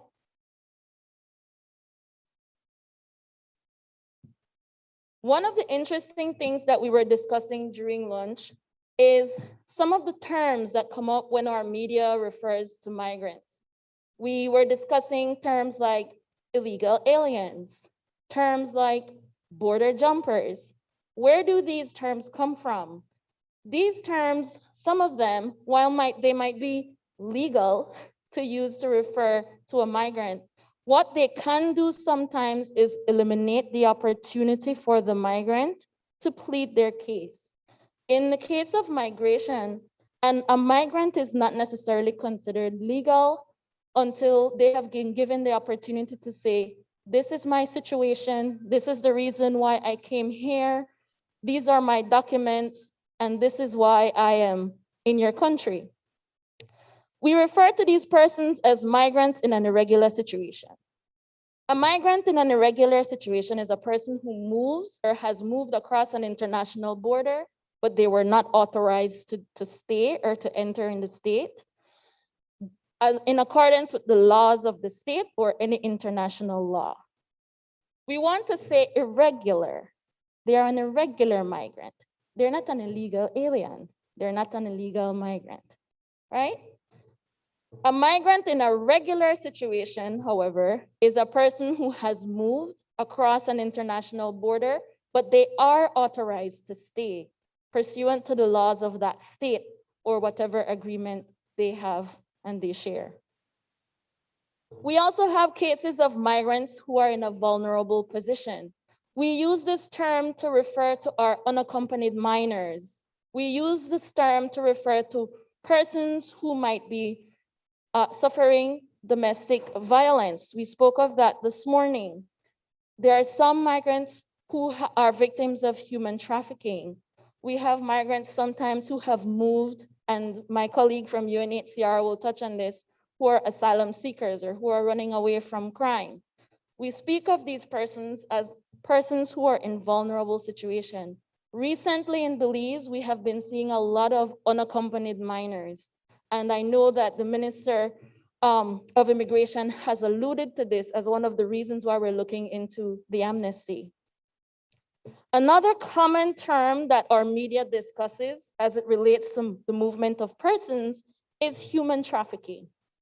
What is human trafficking? It's the recruitment, the transportation, transfer, harboring of, receipt of persons by threat, by force, coercion, abduction, fraud, any type of deception. If you have tried to abuse your power, if the person is in a position of vulnerability, if you are receiving payment just so that you can achieve or control the consent of a person, and you're doing it and it will result in the exploitation of the person, that is considered human trafficking. One of the most interesting things, and we'll get into this as I move into the next term, is smuggling. I find that a lot of times our media gets mixed, how should I say it, or maybe may use the terms interchangeably, right? One of the other terms that I hear the media use a lot is smuggling. What is smuggling? It's the procurement in order to obtain directly or indirectly financial benefit of the irregular entry of a person into a state. What is the difference between the two? When you say smuggling, usually it's voluntary. I come to you and I ask you to please take me to this border, but I will pay you for it, right? Whereas with human trafficking, sometimes it's more about being coerced. I don't necessarily give you voluntary consent to take me across the border. In this case, with smuggling, usually the person says, I will pay you even though it's an illegal act. However, when it comes to human trafficking, the person becomes the product. I am the person that you're going to be moving, and sometimes it's against my will. With smuggling, the victim or the person who is being infringed upon is the state. Because why? I smuggle you across the border into Belize, it's a crime to do that, and it is an infraction against the country. Whereas if I bring you over with human trafficking, I, the victim, you're doing something against me, against my right. And we can have an open discussion regarding these two terms, because a lot of the times I see that the media gets them mixed up. Human trafficking, you can be forced, you can be coerced, your documents can be taken away. Whereas with smuggling, I am paying you to give me a service, but that service is illegal. If you can go to the next slide. Some of the common terms, or some of the other common terms that we hear about, yes, is xenophobia. What is xenophobia? It's attitudes, prejudices, behaviors that rejects, excludes, vilify a person based on the perception that they are a foreigner to the community or to the society. One of the strongest examples of xenophobia, if you go right now and look at the announcement for the amnesty, you will see some of the comments that were on the news stories. And I think that's where the responsibility of the media comes in, to give facts, to highlight the fact that we ourselves are migrants. When we go to the border to Chetumal, we're a migrant. When we go to the US, we're a migrant. So think about how you would feel when you are in a place where you're not originally from and those comments are being made about you. And so this is why it's important for us to have sessions like this. I would encourage all of you to go and look at some of the comments that were made under the announcement about the amnesty. That, in essence, is what xenophobia is. Speaking about amnesty, what is it? It's the process where a state allows a non-national who have resided in the country in an irregular situation for a given amount of time to obtain a regular status. Belize just announced that they will be offering the amnesty for persons who have been in an irregular status. This process should be starting, I think, in April, but there will be a pre-registration process. And so while we don't have all of the criteria to share, we have been told by the department that they will be sharing that information, especially with the media, soon. And lastly, one of the last terms that we want to explore is the word diaspora. Who makes up the diaspora? These are migrants or descendants of migrants whose identity and sense of belonging have been shaped by their migration experience and their background. They maintain links with their homeland and with each other, and they share some type of shared sense of history. You already know if you're Bande, telling that you're Bande, but you're still a Belizean if you leave to go anywhere else in the world. So when we go, or I have been to events where once that song starts playing, every Belizean comes together. It would be good for us to use opportunities like this, especially like with the amnesty, to have shared cultural discussions with our migrants who are here. What are some of the songs? What are some of the cultures of migrants who are here from El Salvador and from Guatemala? We see it every day. We buy pupusas, we eat. Our entire culture dynamics have been changing. And so we hope from IOM, through some of the projects that we have and some of the activities that we hope to launch in 2022, that we can support the media with using the right terms, understanding that migrants aren't necessarily here to use up your resource, but if managed well, that they can contribute to the country culturally, economically. And we hope that through this opportunity, that the media will understand some of these terms and how best to use them. Before I end off, I want to go to my last slide with the rules. And I just want to sign off with this. Well, is our video going to be ready? Okay. We want to look at our rules and always remember, let us use the right words. In the flash drive that the coordinators have put together today, we've included an IOM media guideline. We've included the IOM training. So as a media personnel, if you happen to come upon a story and you're not necessarily sure what is an order to leave, or what is a repatriation, or what is assisted voluntary return, what are these things? We've included some of these things in our presentation. Please, we don't have the time to go through everything today because we're running short on time. I'm so sorry, but yes. We do have these terms. We have a wealth of information. Please go over them and feel free to contact us anytime. Remember, use the right words, use shocking pictures appropriately, focus on the human stories, fight the cliches and stereotypes.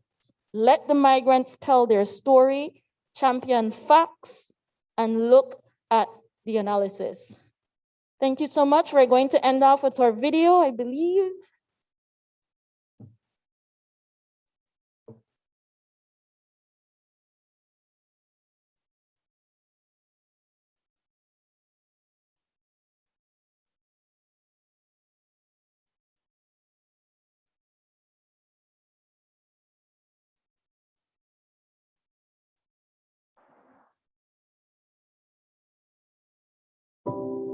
Sí, mire, eso casi no me gusta hablar a mí porque me da mucha tristeza, tita. Vino en la tarde, porque vino de cobrar y se fue. Ahí nomás hay un chino que vende pollo.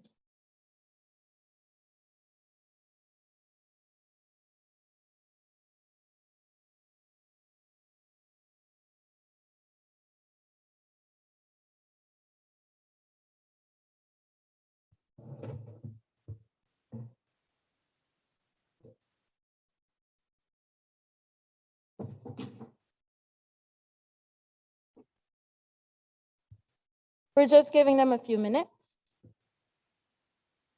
to, okay.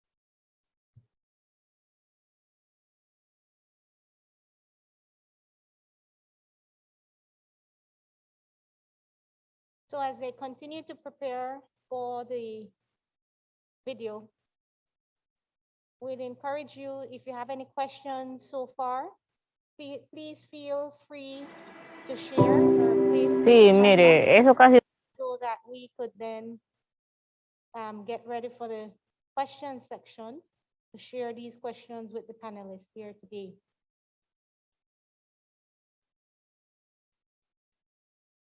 Okay.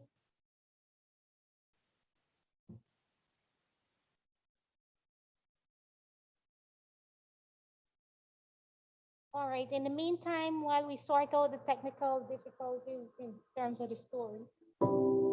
Sí, mire, eso casi no me gusta hablar a mí porque me da mucha tristeza, tita. Vino en la tarde, porque vino de cobrar y se fue para ahí nomás hay un chino que vende pollo. Cuando él ya viene, le dan aquí por detrás, ¿ves? Que fue que le agarraron todo esto aquí. Le dan por raro, que eran como 3,000, 4,000 dólares. ¿Qué? ¿De dónde podíamos? No? Tenía mi pistí. Nada. Hombre, mira, hasta ahí redondo. Vendimos de allá de Honduras, porque los iban a llevar para Estados Unidos los otros 3, y dimos el pisto. ¿Ah? Dimos 2,000 dólares. Y los traímos, los quedamos aquí. Y el que lo llevaba para Estados Unidos no estaba, se fue. Y a la hora, quedé aquí. Y aquí hay frijoles, hay arroz. Pues está bueno aquí para trabajar y ¿cómo se llama? Pues no hay trabajo allá y aquí pude hallar trabajo. Toda la finca estuve trabajando en la 1, la 2, la 3. De allí fue cuando ya me vine para acá a la finca 6. Y trabajé 18 años.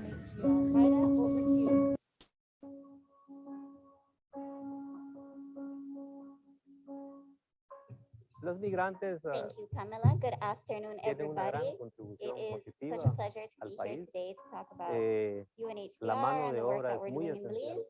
Hay My name ciertas is Aida prácticas que Escobar, deben and I'm estar the Senior Public cíclicas, Information tienen su Assistant periodo y United tienen que Nations estarse High haciendo a Commission for tiempo. Refugees. Y muchas veces So tal before I vez start with my no se presentation, I logra have a completar video. en el Let's debido see if it's tiempo gonna work. debido a falta de mano de obra. Entonces ahí juega I'm short, muy so they importante told me to pull down the y contribuyen positivamente porque la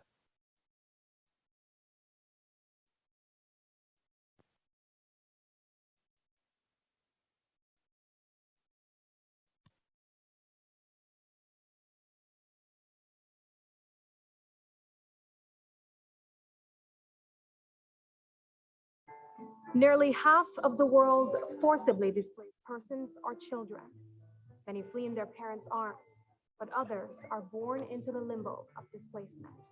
Over 290,000 are born into a refugee life every year, one filled with fear, loss, and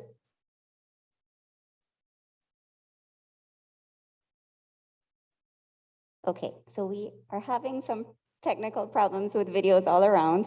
But just to give a little background information, that's our newest video. We launched it this year for World Children's Day, and we wanted to focus on the refugee children living in Belize, kind of putting some empathy towards them, what their hopes are, what their dreams are. And then we have a Belizean supporter, Channel 5 News anchor, Sabrina Daly, who helped us with narrating this video and telling the stories. And we can probably email the videos out to the media later. All right, so if we can pull up my slides, please.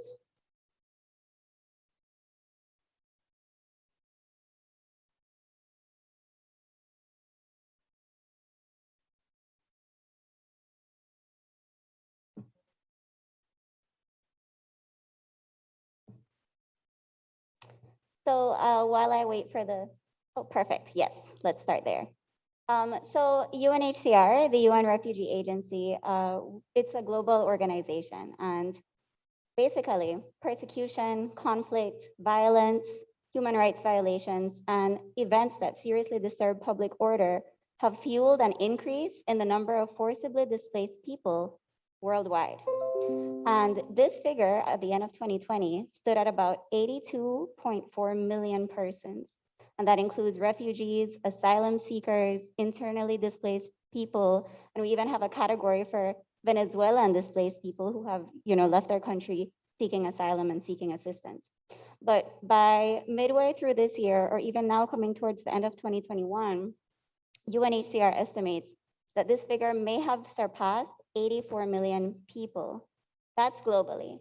But when we look at the Americas, or specifically Central America, it's not a stranger to the reasons of displacement, because gang violence and persecution continue to force people to flee, especially from countries like Honduras, El Salvador, Guatemala, and more recently, Nicaragua. So here in Central America, we have around 1 million people that have fled their homes, either internally or they've crossed borders seeking asylum. And a lot of this is due to gang violence and lack of effective protection. And then in Nicaragua, around April 2018, they started to have a social and political crisis, which would cause a lot of them to flee their countries. And a lot of these were students, they were journalists, they were media workers like you, teachers, and even farmers. Can we go to the next slide, please? So apart from globally and regionally, when we bring it back home, what's happening in Belize? So there are over 2,500 asylum seekers and refugees living here. Most of them are coming from El Salvador, they're coming from Honduras, Guatemala, and Nicaragua, as mentioned. And they're mostly living in the Cayo district. We have a lot in Toledo as well. And more recently, they've been moving to the Belize district as well. And when you become an asylum seeker in a country, you are registered, you have a legal document that says you can freely move around without being sent back home because you're here seeking refuge. However, here in Belize, there are some laws that prevent them from working, which kind of is one of their biggest needs and one of their biggest hopes while they're here. They do have the ability to start their own business, small businesses. They sell food, they sell juices, used clothing.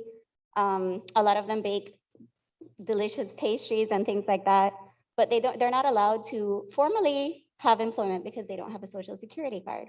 However, they can access education up to primary school. And a lot of these persons come with many talents here in Belize, and they've contributed so much to the country. And so their dream is to continue doing so and living in a country that is so peaceful compared to all of the violence that they have faced in their home countries. Next slide, please. So with all of that said, what is UNHCR? So UNHCR is the United Nations High Commissioner for Refugees, but we say the UN Refugee Agency for short. And as I mentioned, it's a global organization. And we have the mandate to safeguard the rights and the well-being of people who have been forced to flee. So for 70 years, UNHCR has helped millions of people uprooted from their homes. And here in the region, we work with governments, partners, and other organizations at different levels to help save lives and to give forcibly displaced people the chance of renewed hope. Globally, we work in 135 different countries around the globe. This includes Americas, Europe, Asia, and Africa.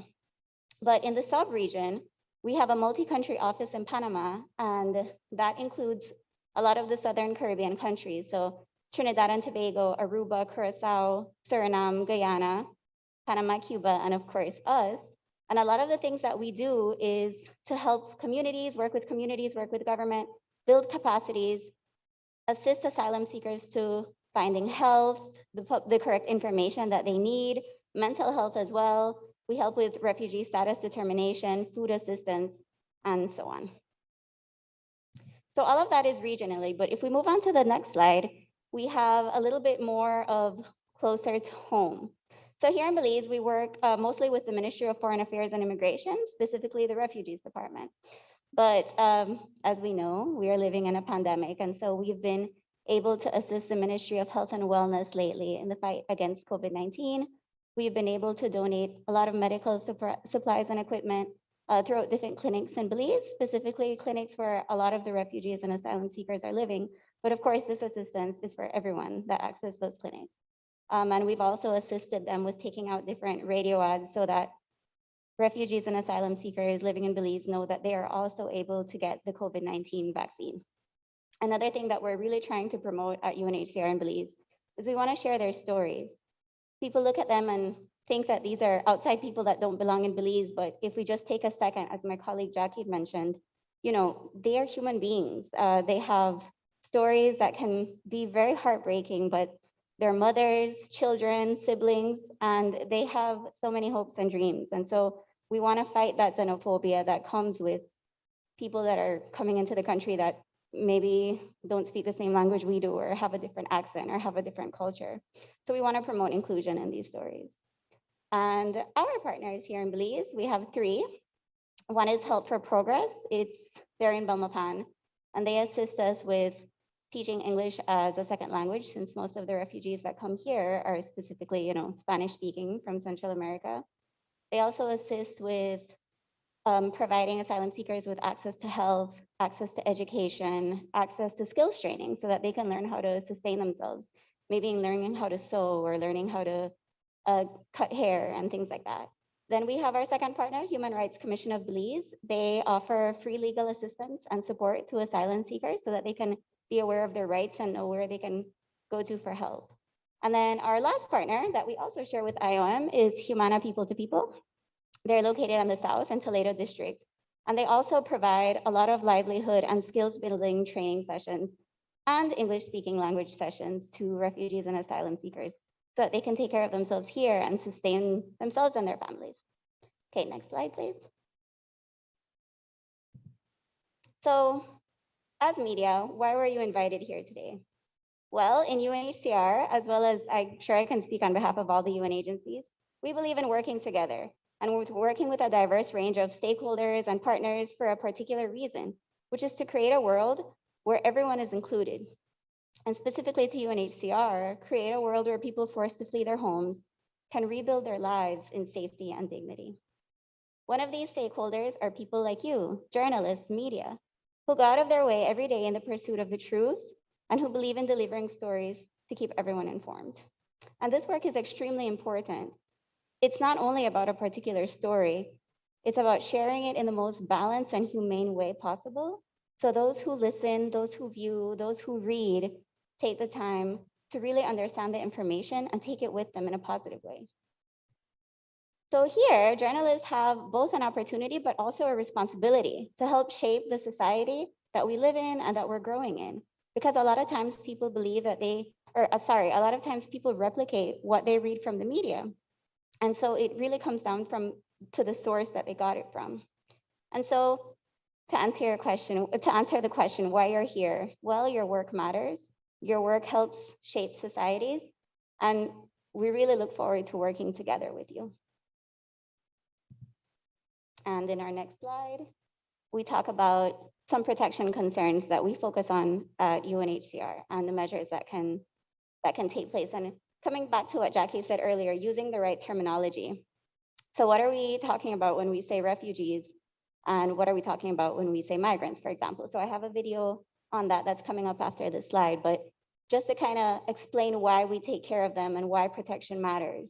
So if you look at this photo, this is actually a photo that was taken this year of a family that's living in San Pedro that are here in Belize seeking asylum, seeking refuge. And so we interviewed them, we wrote a story on them. We can't show their faces. Why?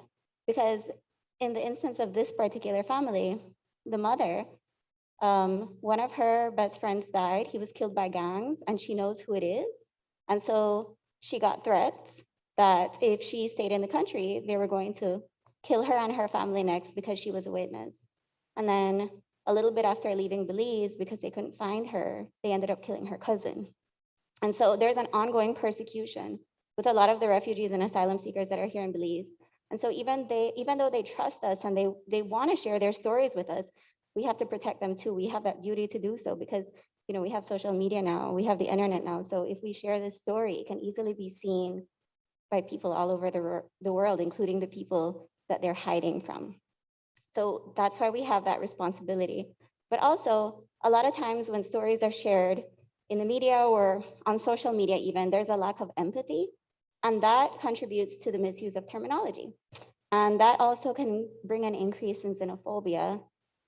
And, you know, sometimes that can happen even by media as well. So speaking about the video, let's see if we get lucky with this last one. It's a very short one, and I do hope that you're able to see it because in less than 2 minutes, it gives a perfect example of the difference between a refugee and a migrant.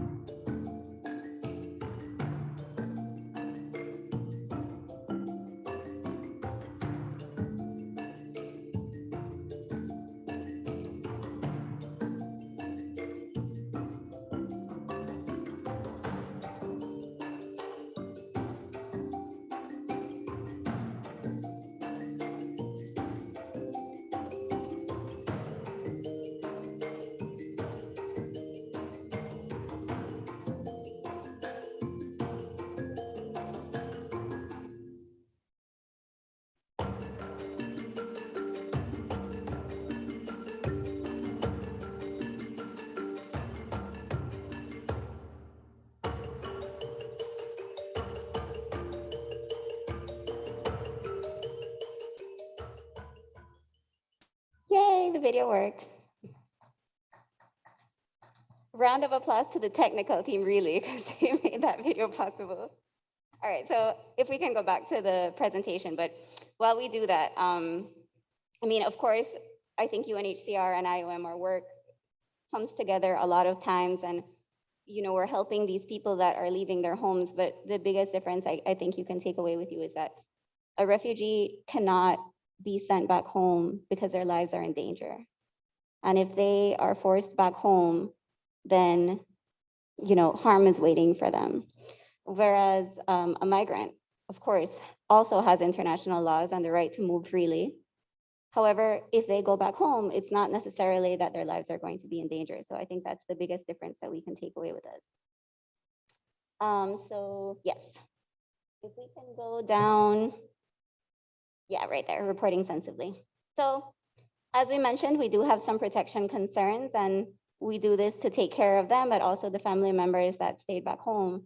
And a lot of the times, these people that have left their home, not only do we have to be sensible to them because of the protection concerns, but a lot of them have had traumatic events. A lot of them have fled their country because they faced gender-based violence. We've had some women, well, we have actually asylum seekers living here right now that were forced to flee their home because they were in a relationship with someone, later found out that that person was part of a gang, and, you know, started to rape them, abuse them, and on the verge of killing them. And so they had to escape and flee, and they couldn't even hide in their own country because it's a gang member, and they were on the lookout with the other members of the gang to find this person. And so they eventually made it to Belize and are safe here, but still in a little bit of hiding because they're scared that they're still found. And so there is some trust building that we have to do when we talk to these people because they're scared. You know, they come from so many traumatic experiences, and we need to show them that, of course, we want to tell their stories because it's very important to understand that this is happening in the world and happening in Belize, but also we need to respect their protection so that they have, you know, a new peaceful life that they can continue living here. So what can you do as media? Well, you are, of course, let's be sensitive. Let's understand that they're here and have a lot of sadness, have a lot of fear. I spoke to some, well, the video that we couldn't show you with Sabrina talking to the refugee children, you know, when we were with them that day, a lot of them were talking to us and sharing their story with us. And one of them was saying that she still can't hear when like a pop shot or a firecracker goes out because she still thinks it's bullets from where she was living. So it's something that a lot of children enjoy during Christmas time, and it's fun and it makes you laugh. But to other people, it just immediately brings them back to the trauma that they brought with them from their home country. So apart from being sensitive, don't be shy to ask questions. And not only to them, don't be scared to reach out to us as different UN agencies who may be able to help you use the right terminology or help you in guiding the protection concerns when you're sharing the story.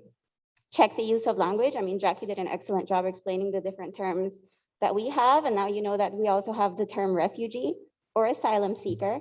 And really the only difference between those two words is when you're an asylum seeker, you've come to the country and you've legally asked to seek asylum here.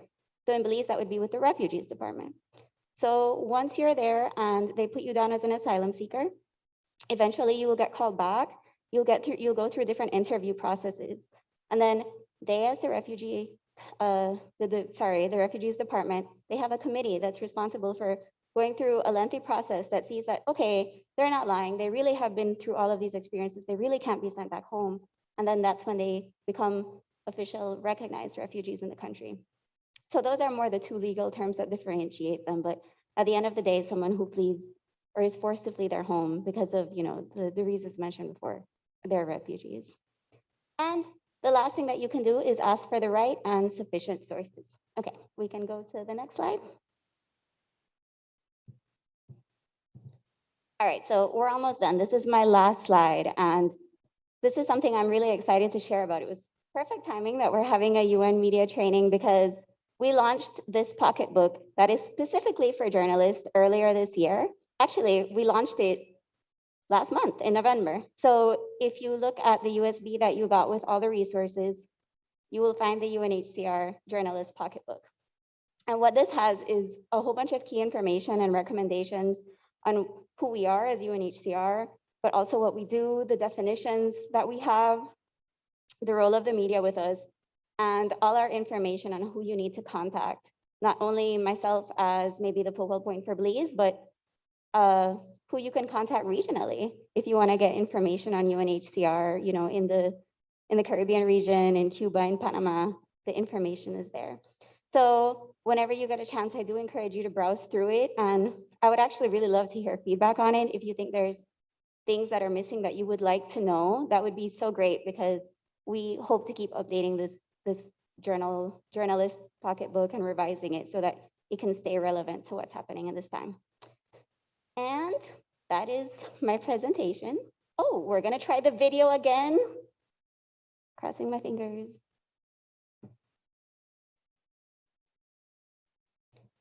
While we try to put up the video, I just want to say thank you to the media for always working with us and sharing our press releases, and we hope to continue doing so with you forever.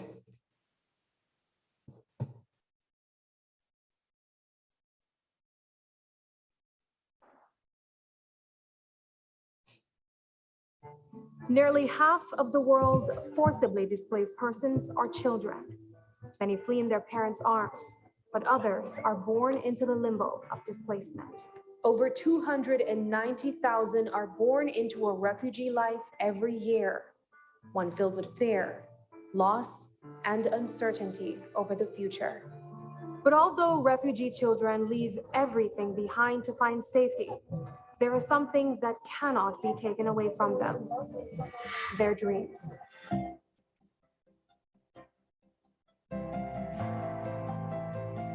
What are your hopes and dreams for the future?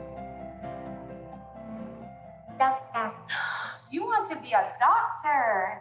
Secretary. You want to be a secretary. That's cool.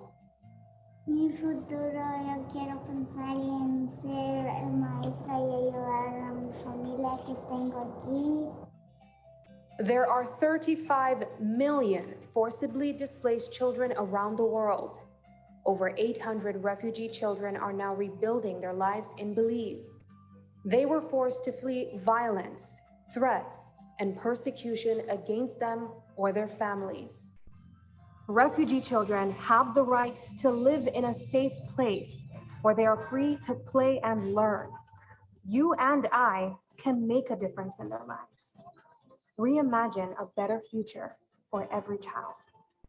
Let's do our part to stand with refugee children and all communities that host them. And together, we can help make their dreams come true.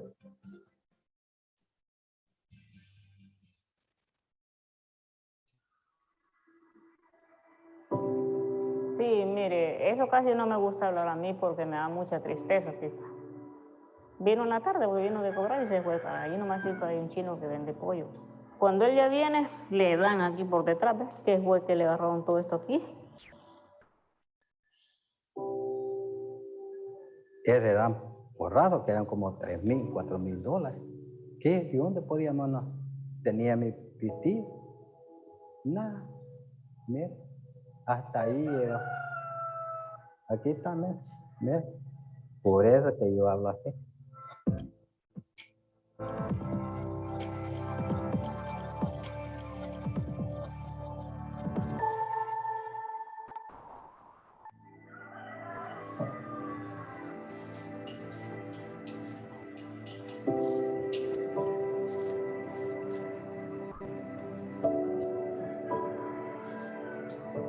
Mi nombre es Pedro Flores Redondo.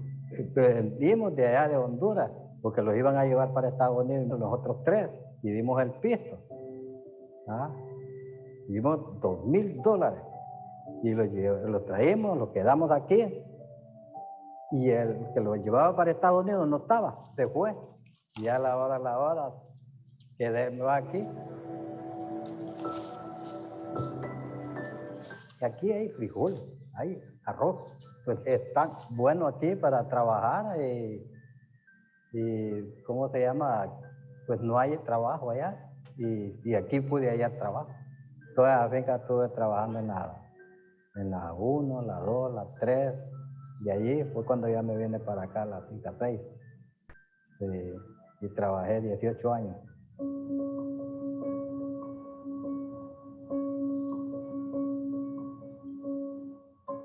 Los migrantes tienen una gran contribución positiva al país.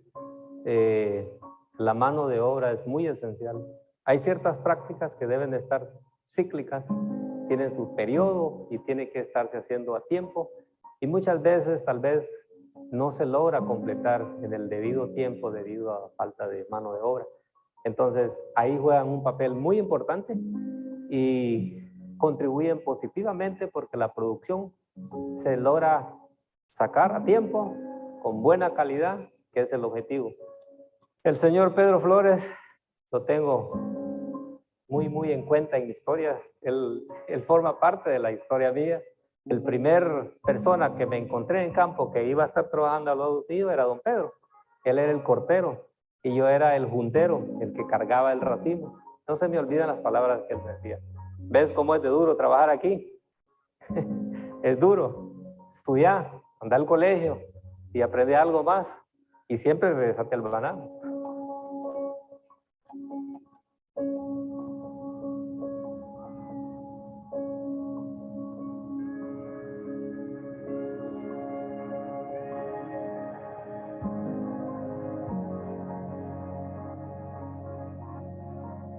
It's a big community with a lot of people that have come from neighboring countries for one reason or the other.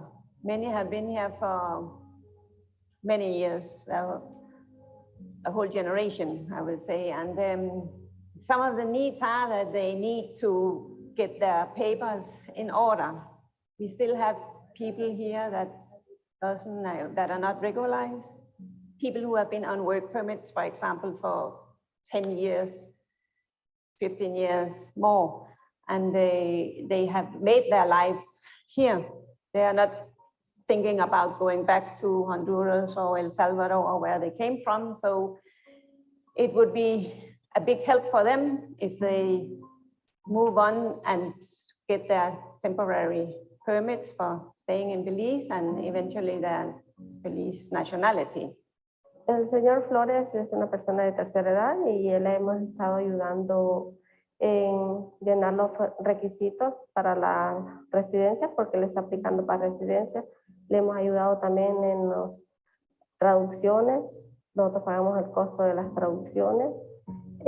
También hemos ayudado en pagar unas extensiones que él no ha podido pagar y también le hemos ayudado a sacar su permiso de dependiente. Y también en los exámenes médicos también ayudamos en eso. What we want to bring across is the fact that Mr. Pedro came here. As we understand, he was not destined to come to Belize. He ended up in Belize because the coyote left him behind, but he gave 25 years of his life to this country working in the banana industry.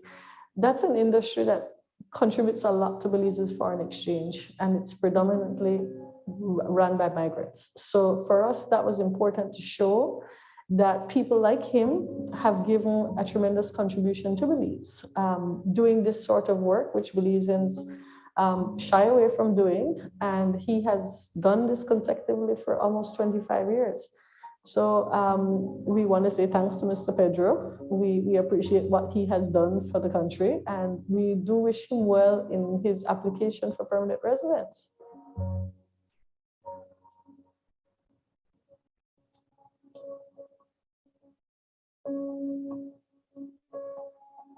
Al mirar que tantos años que yo estoy aquí, pensando en los trenes míos, ¿verdad? De ir a tres, yo no podía. Ahora yo me siento bien.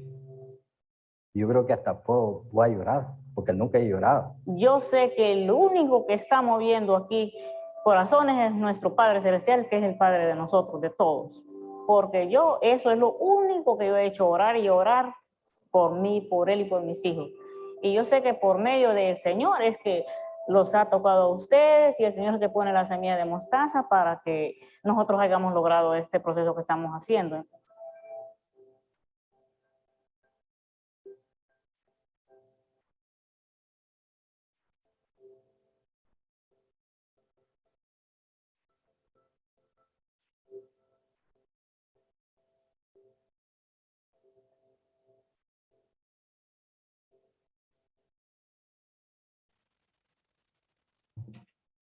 All right, thank you very much, ladies, for the presentation. And I must say, the positive, you never give up. We need to always look for a solution. And the team here, everyone came together to find that solution. And we were able to see the videos. So let's give those technicians a great round of applause for ensuring that we got the full information required for today. And of course, to the ladies panelists here, thank you all for sharing those wealth of information. And I'm certain that the media know that they can contact you anytime, and all previous presenters today. So media, remember, the door is open. It's an opportunity. Don't keep questions lagging behind. Get the facts so that we are able to report the information the way it should, in a way that we ensure we leave no one behind. All right. If no other questions, we are coming to the end of the program. So thank you, ladies, for joining us in this session. And we move on to the last segment of the agenda.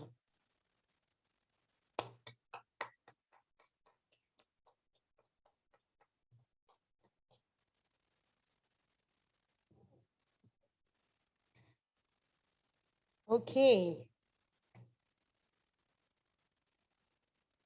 Or Associate Development Coordination Officer for Communication and Advocacy in the Office of the United Nations Resident Coordinator in Belize will deliver the closing remarks for this training session here today. And it's a pleasure and privilege for me to call on no other than Ms. Dana Kristen Wade.